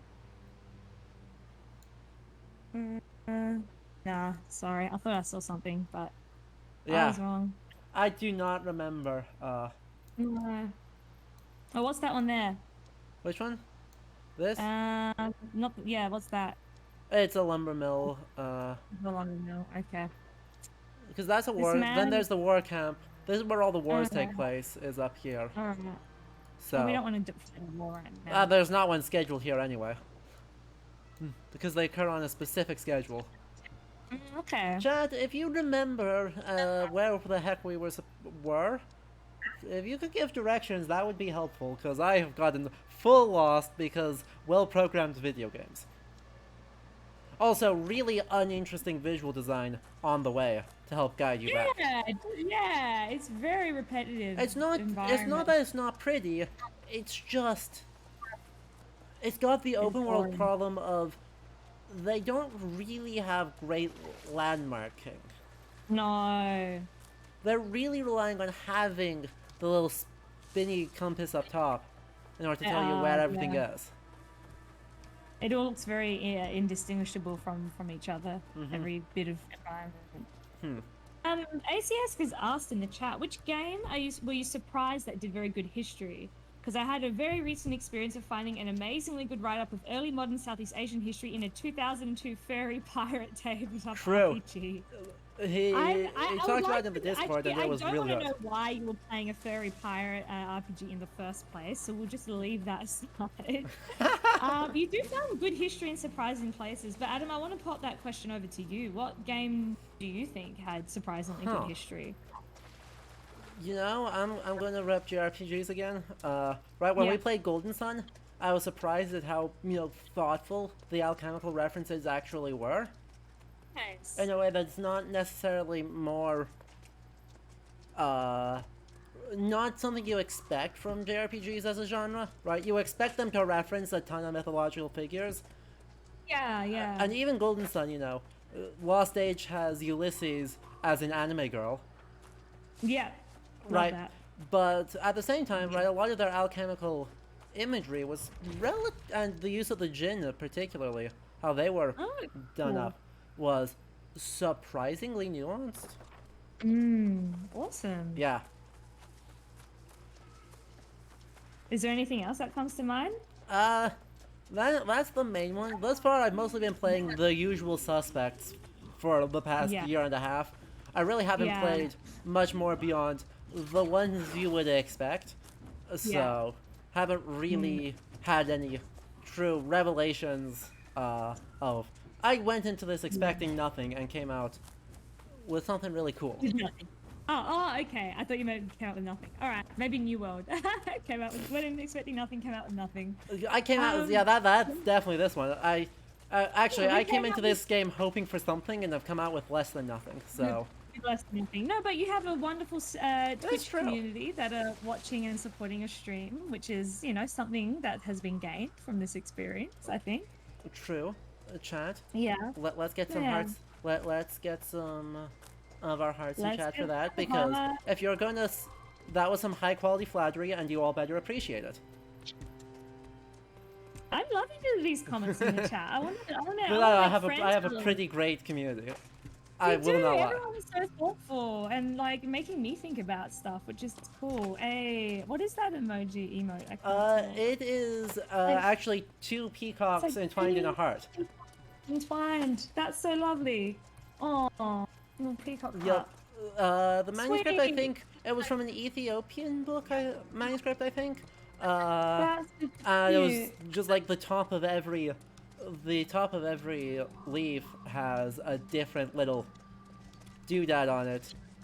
Oh, And one of them was bless. two little birds wrapped up in each other. Bless. I Oh, know. that's sweet. Oh, birds to everyone in the chat. Thank you for being here with us. This is my first ever stream, so I'm really excited. I might do more of this myself. You should. Now I finished teaching for the year, which is That really helps. relieving for me because I love teaching. Teaching is what gets me up in the morning, but God, it is so tiring. It is so time True. consuming. So I'm really glad to have some time to focus on my own stuff. I've been really like pumping out the TikToks. Yeah. So go check out Pixel Critic on TikTok. Check my YouTube as well. I've only got 2 videos on there because I've been so busy this year. And they're very time consuming to make, those sort of like They 20 sure minute, are. 30 minute Ha. deep dives. And you know, still just a little baby channel, baby videos, but I would love some support because I did put a lot of effort into those 2 videos. The first one on my channel that I did earlier this year is a examination of do you know the game Paradise Killer? It came out late last year. I don't know that game.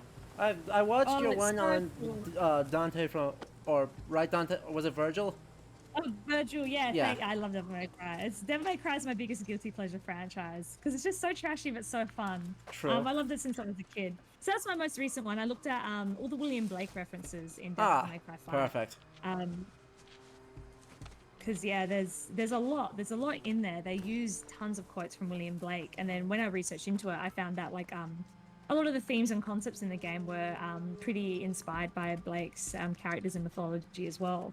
And the video I did before that was about Paradise Killer. So it's like it's an open world murder mystery game that was released late last year. Ooh. And the whole thing has a vaporwave city pop aesthetic.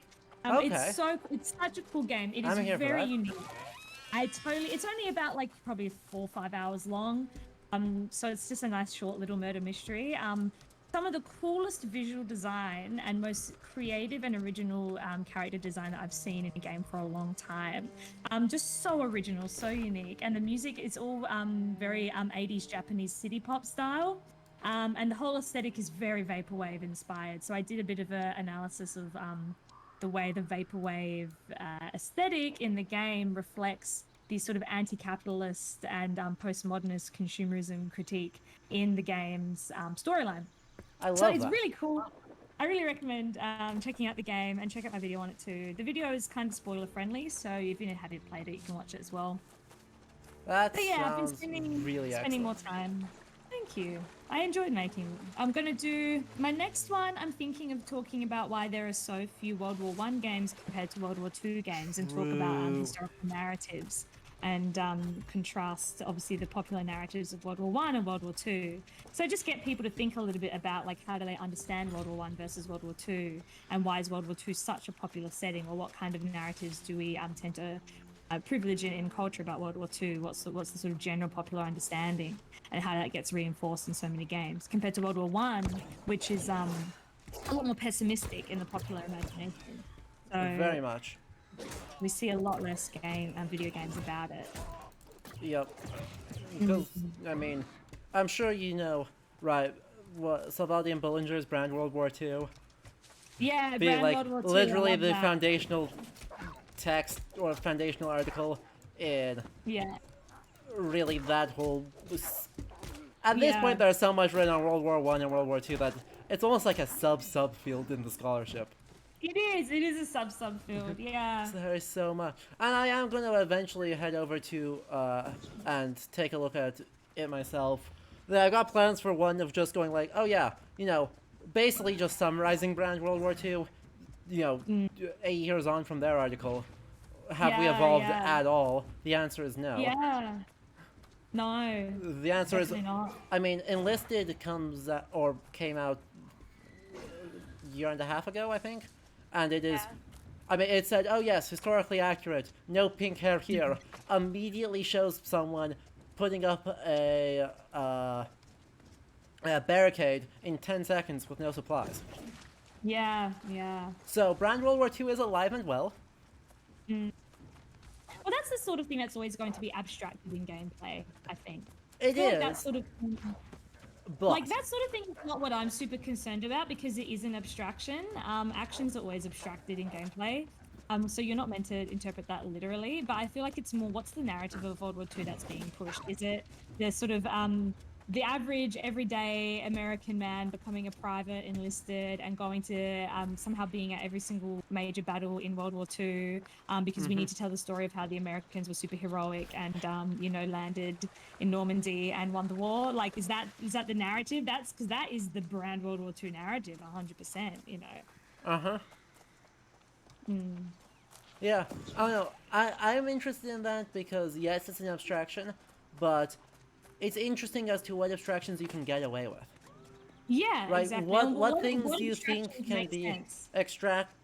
abstracted or waved away with shorthand or is just game, and which Yeah, things count as, and by which things being unable to be abstracted abstracted. end up Yeah, saying, oh yeah, the bits that we can't abstract are the bits that make the game historical. yeah. Right. Exactly. Yeah. Because it's like, is it a historically defensible abstraction or is it just a completely like disconnected abstraction? So putting up a barricade in 10 seconds. I know maybe within the game time it makes sense, but I suspect that it doesn't. If you can smash out like 20 barricades like that before your battle starts and you don't understand the time and the resources that it takes to like sort of prepare for a battle in that way, then obviously that is a problematic abstraction that needs to be discussed. Exactly. And it's like supply lines are not part of what makes a historical shooter historical. They're No, just definitely. literally not part of it. People are so not into the supply lines. Unless you're talking about strategy, maybe. Some Yeah, strategy game. yeah, exactly. Unless if you're Hearts of Iron 4, supply lines are not part of what makes a historical World War II game historical. No, it's If not. your name is That's Hearts not of part Iron of World War 4, II. then sure. Yeah. That'd be a fun thing to make a video about, actually. Just looking at all the tropes of Brand World War II in Exactly. games and deconstructing them. Maybe that can be part of my upcoming. As I said, that is Really good the idea. when I can afford to buy like 7 historical shooters, ha ha ha ha. Yeah, that's it. In order to actually do that, that's one of the ones I've got on my list. That's the thing, right? Because it's like you don't want to buy these games because you don't like them. I don't. Yep.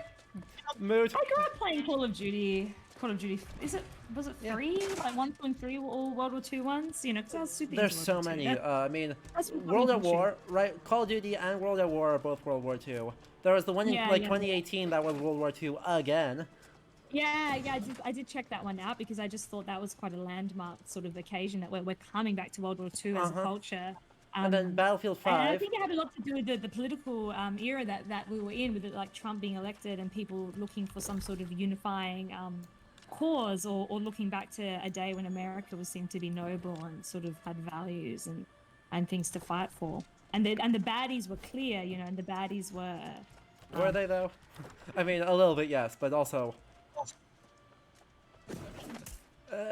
It is clearly an aesthetic brand that sells marketing. Oh, it does. Yes, Yeah. absolutely. It's a bit of both. But I do think that there's a reason why these like World War II becomes popular again at certain eras in time, like the whole 90s boom. Yep. Yeah, you just reminded me of I remember when Wolfenstein Exactly. came out. Which Wolfenstein was it? I One mean, of the newer ones. all of them, And it was but the same, New Blood.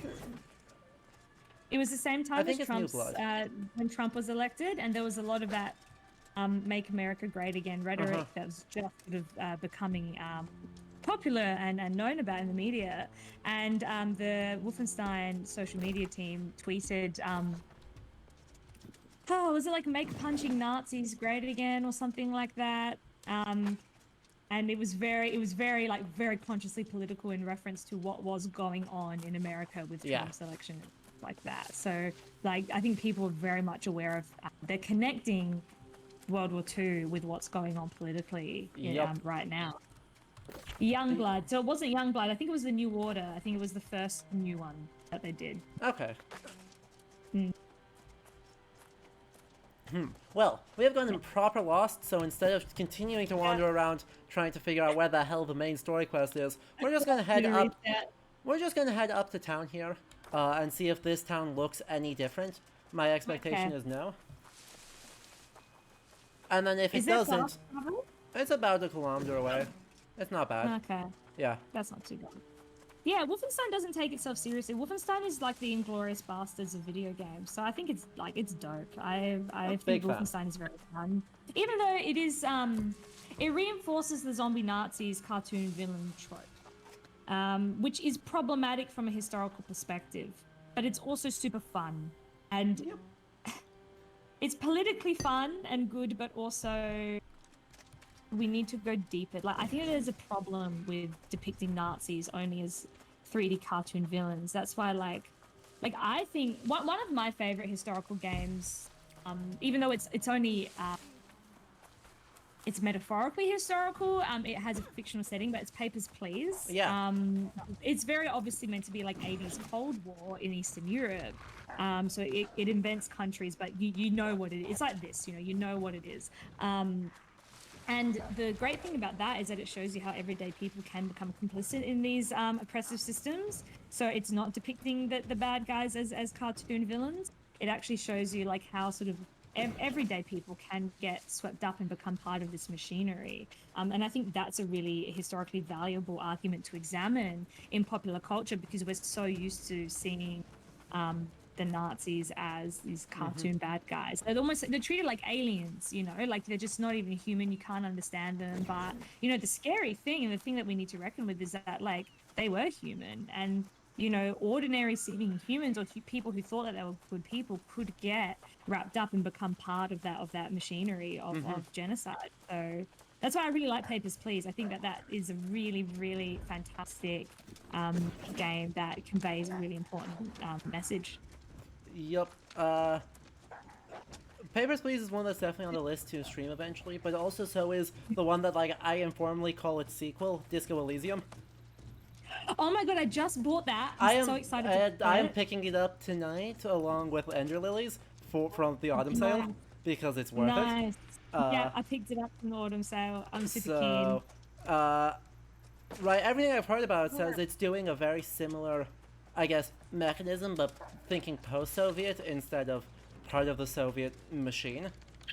I'm so down. And then really just, excited. Absolutely incredibly good writing. So. That's awesome. Yeah. Also, Overly Sarcastic Productions have just dropped in and said hello. Have. So, hello. It is very nice to have you here. Okay, we have made it to another town. It looks exactly like every other town. Let's go. It looks exactly like every other town. I know, right? Let's go. So that was disappointing. I was hoping that we would start to get towns that look different. No, it does look the same. We have not gotten that yet. We do have a guy with a dumbass hammer. Look at him. Oh, who is that? That's very. There's no plaque. It's a statue commemorating nobody. It's a statue commemorating. You know what it is? It's the average pioneer. It sure That's is. 100% what it is. Yeah. Check him out with his hammer. Dude, is there an NPC around that maybe we'll talk about him? No. That's a that player. Man That's is a player. That's a player. Stone houses, and he's living off the land and putting civilization. Look how heroic he is with his. Dumbass anime hammer. Someone said it's Sigma. Who's Sigma? I have no idea. I have no idea who Sigmar is. Please inform me who Sigma is. Hello. I'm missing the reference. You startled me. We'll check in here and hey, look. Different name. Let's listen to his accent. Diversity. Oh dear. Ooh. Oh, you startled me. Well, interesting line. Oh, Sigmar is from Warhammer. Okay. Ah, from Warhammer. Okay, yeah. Got it. He does have a hammer. Yeah. So, this is something I wish they did more of, by the way. There are not very many characters that... I mean, he's not meaningfully... Like, this is purely superficial diversity. in the Yeah, NPC he's body, Nigerian. because his accent, as far as I can place, is exactly the same as. I mean, there's a lot of generically European accents, right? Got some Irish people, in various towns. We've gotten a lot of English people. We had a meal over there having a French accent, Yeah. Oh dear. Oh, you startled me. and so he's got a very generic voice, which is fine, and very generic outfit, which is also fine. The idea of actually not generic. Hold up. Let me zoom in on that. What we got there?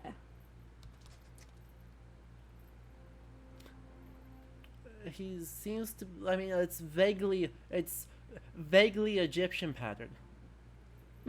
Actually, it's not even vaguely. Hold up, sir. I'm gonna need you to stand still while I look at the back of your collar. Imagine this actually happening, like, Yep. just having a No, real no, close up. sir. I need to look at the back of your collar for reasons. Don't mind me. Don't mind me. So that is actually, it's a low res texture, but it is actually gold and seems to have wings.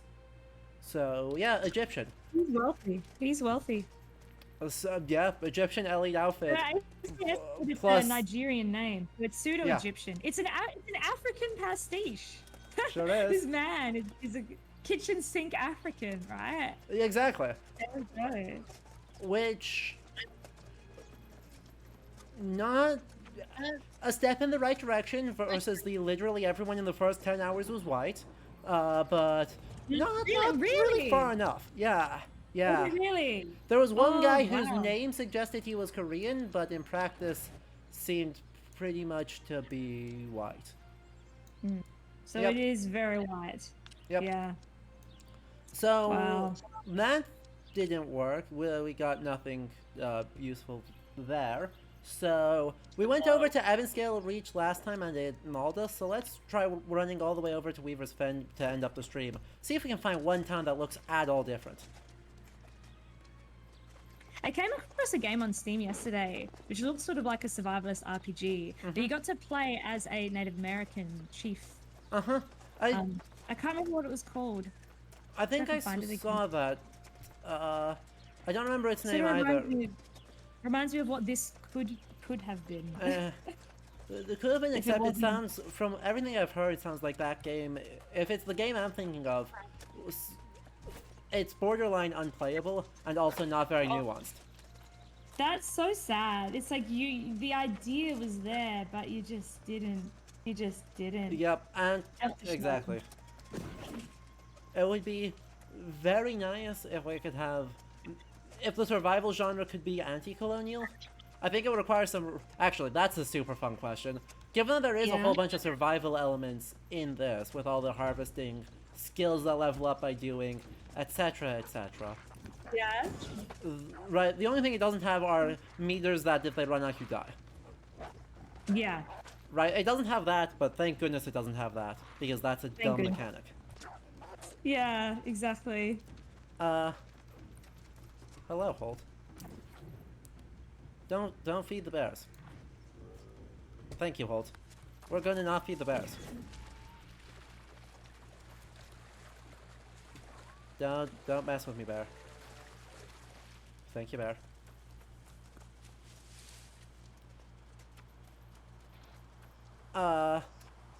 But yeah, so right, this game obviously has a lot of similarities to survival genres, but it's also explicitly colonialist. Yeah. But they're obviously trying to escape the critique by setting it in a completely fictional land and having this kitchen sink of Yep. I don't know, do you think that they're aware? Like what are they what's the mentality here? Oh, I think they're trying to do exactly what you said, right? That they are aware that this is. I think they're not aware of everything, right? They're not aware of the ways in which ecological destruction Yeah. is just colonialism. I'm not American, so I don't really know. Do Americans like legitimately still sort of glorify westward expansion? Do they Ha. still sort of view the pioneers in that way? Depends on what state you're in, but for a significant subset of the country, yes. Wow. See, Yeah. that's quite surprising to me because I feel like nobody outside of America I don't know, maybe I'm just in a bubble, you know? And yeah, I'm looking at that game, the Native American one. It's called This Land Is My Land. A lot of Yeah. people are saying that it's very, yeah, Rough. buggy and The yeah, that's a shame. I tried the demo for it, and it ran at about 4.5 frames a second.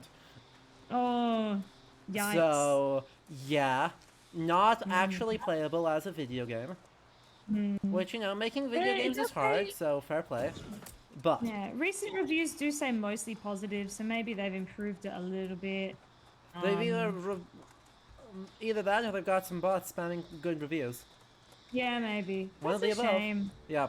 Yeah. Hopefully, 'Cause that's hopefully such a it's the cool former. concept. That's such a cool concept, you know? Like, that could totally have been dope. Yeah, and it's all, I mean, it's all in the execution, right? If you're showing Yeah. diversity between indigenous peoples and the ways in which they do not get along, while also showing how to do it in an anti-colonialist way. The biggest problem I have, right, is I have no idea how the game would do this, but how do you get given how entrenched the mechanical language of RPGs and survivalist games are in colonialism, and specifically industrialized modern Western ways of interacting with the environment, They really are. how does that game, purporting to be, you know, not that, actually effectively turn non-Western ways of knowing. Ah, crap. I did the dumb thing. You can only usually enter places along roads, and I got off the road, so we'll have to run all the way back this way to go in and try again. Dang. Boo. And there's no way up onto this mountain. Boo. But yeah, right, how do we do that? Yeah, exactly. And it's totally Complicated possible. question. It's an imagination.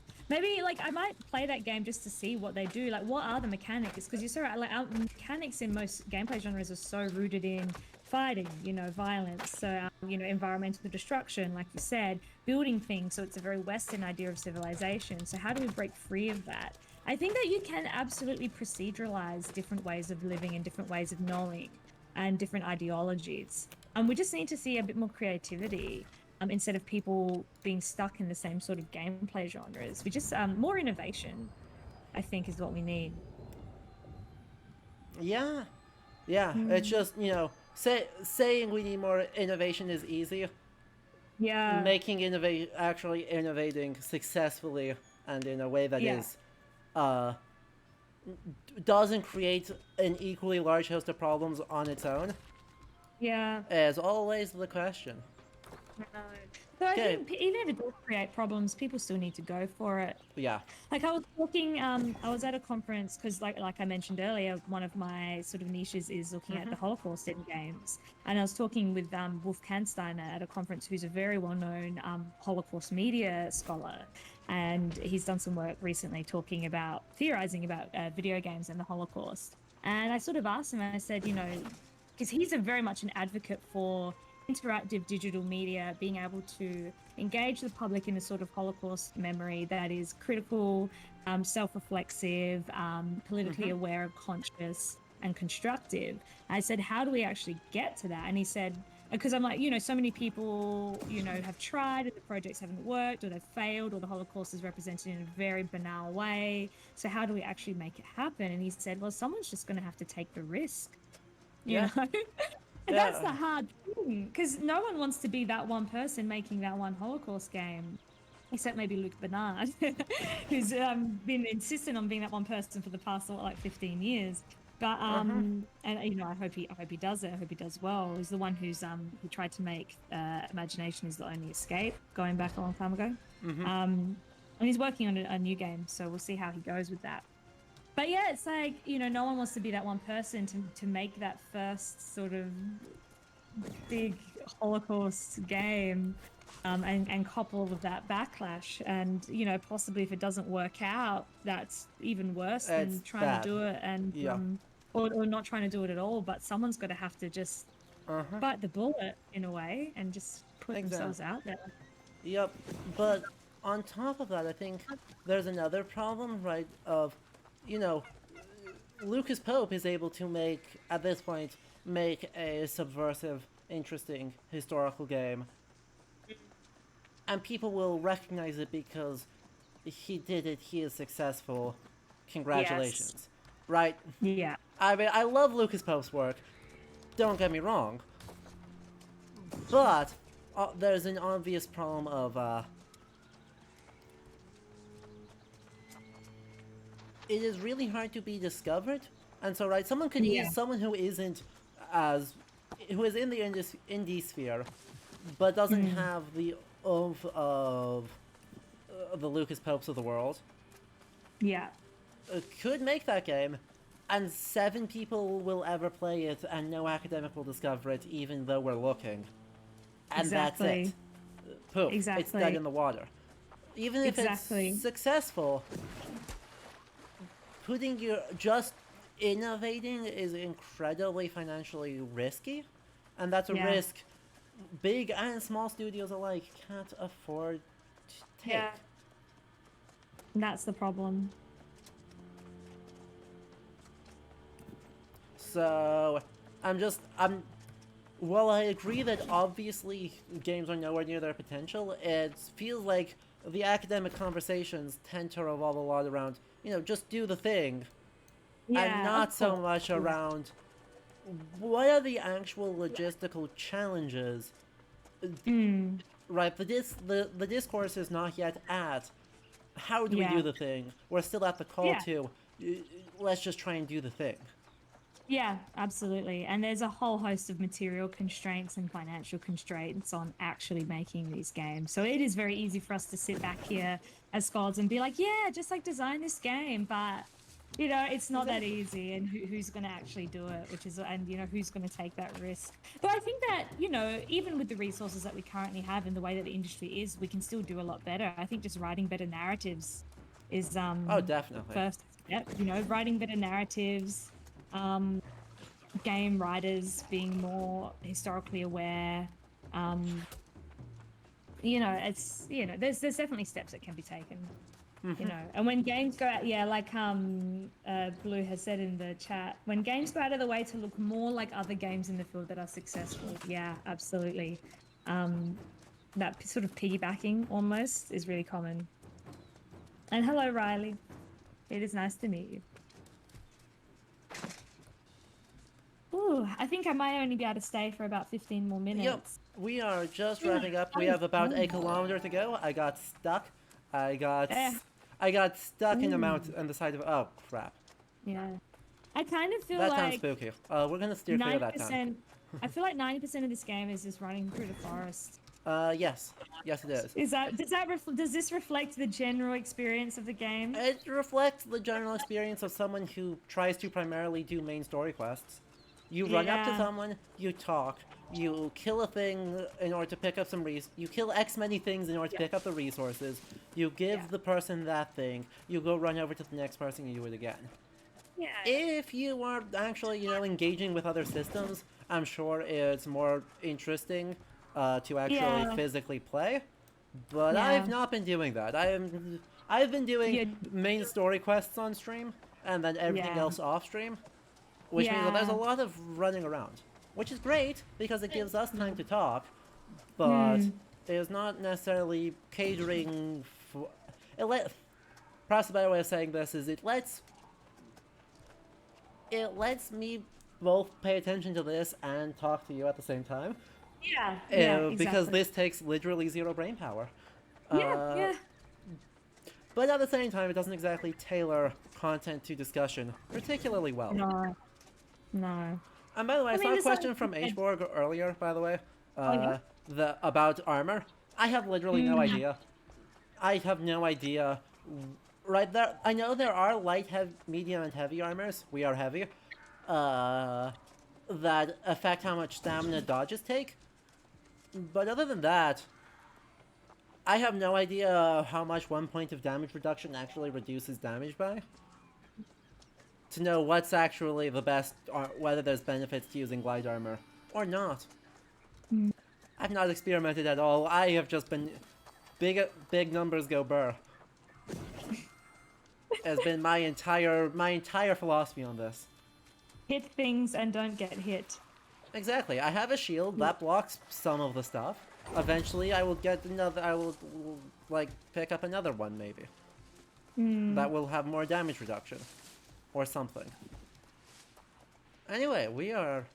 By the way, this is an ancient bridge. It is going to Ooh. probably maul us, but I see a shiny document. Oh, what's that? The talisman. It was a small part of a something. Oh, there's the town. This town looks exactly like every other town. How disappointing. Yes, it really was. Yes.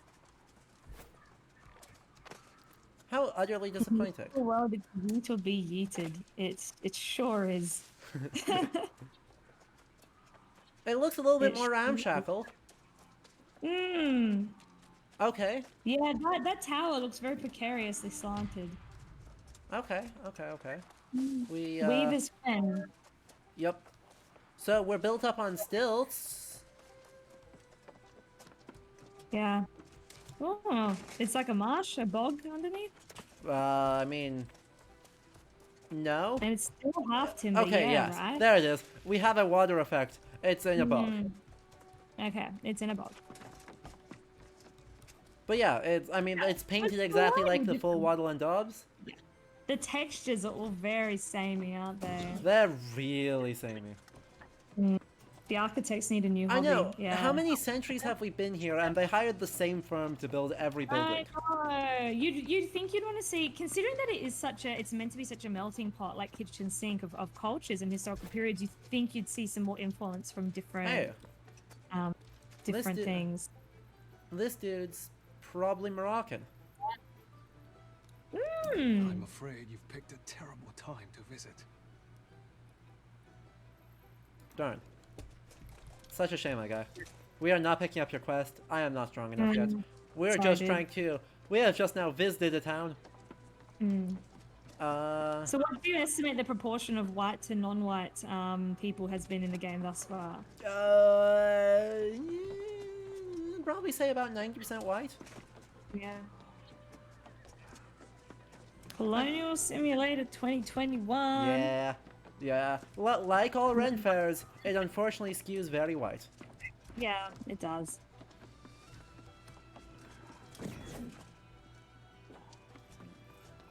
Okay, there. Yeah, Chat saying he's probably okay. Turkish. I was mostly going off of the outfit, looking less Turkish, more Amazigh to me.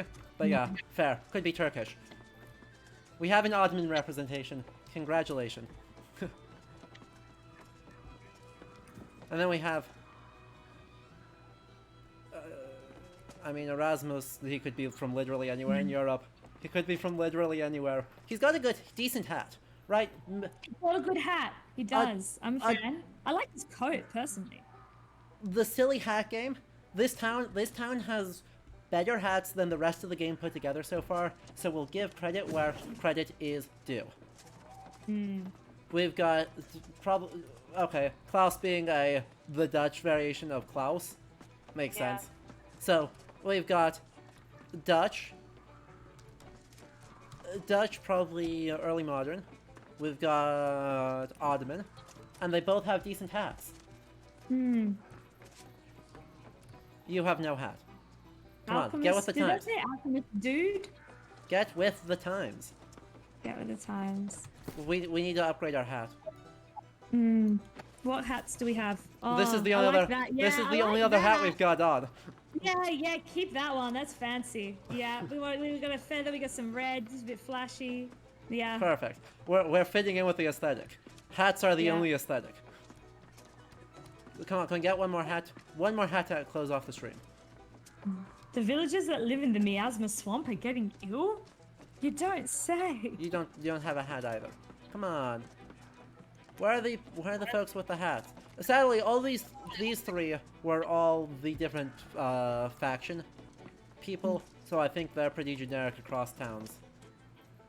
Yeah, watch that one dude on Reddit complain that there's a black person in this game because it's set in Europe and there were. It's and not there set were in black Europe, people though. back then. It's not, but someone's gonna say it. It's set in America, and Lord knows there's no people of color in America. Yeah, Wait. there's never been people of color in America. Hey, look, we're 3 for 3 on non-faction NPCs having hats. Chio Kaya. So Not- that sounds like a Japanese name. Maybe? Takes Yeah. a certain kind to travel through the fen. Well, apparently the aesthetic of this town is hats and being built in a bog. So that makes it the best town we've visited so far. Yeah. Maybe we'll catch malaria and then not have to play this game anymore. If we can only hope. Sad. Anyway, we're gonna leave it off here. Yeah.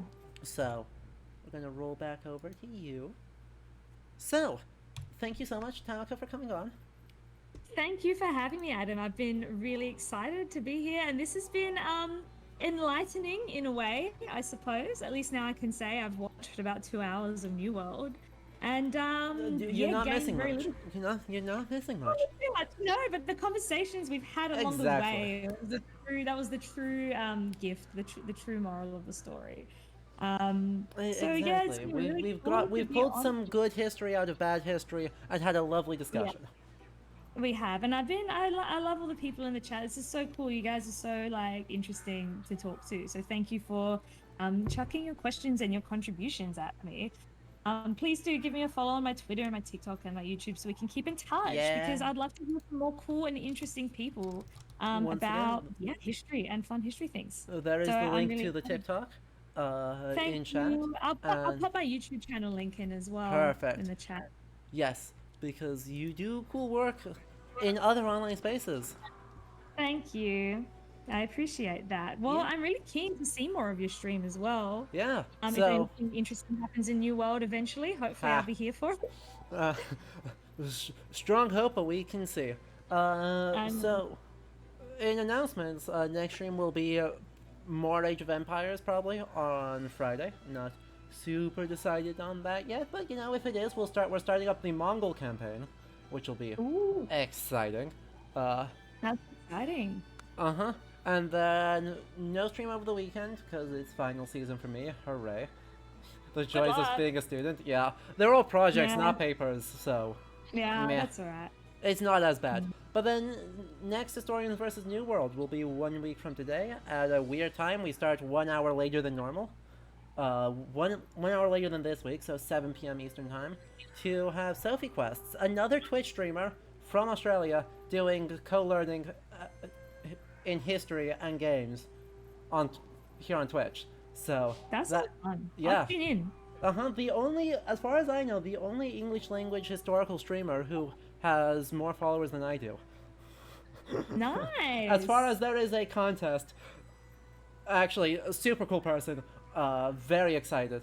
So That sounds awesome. that will be next week if you want to see more Historians versus New World. So this has been The Bad Game, and a good channel, and a great discussion.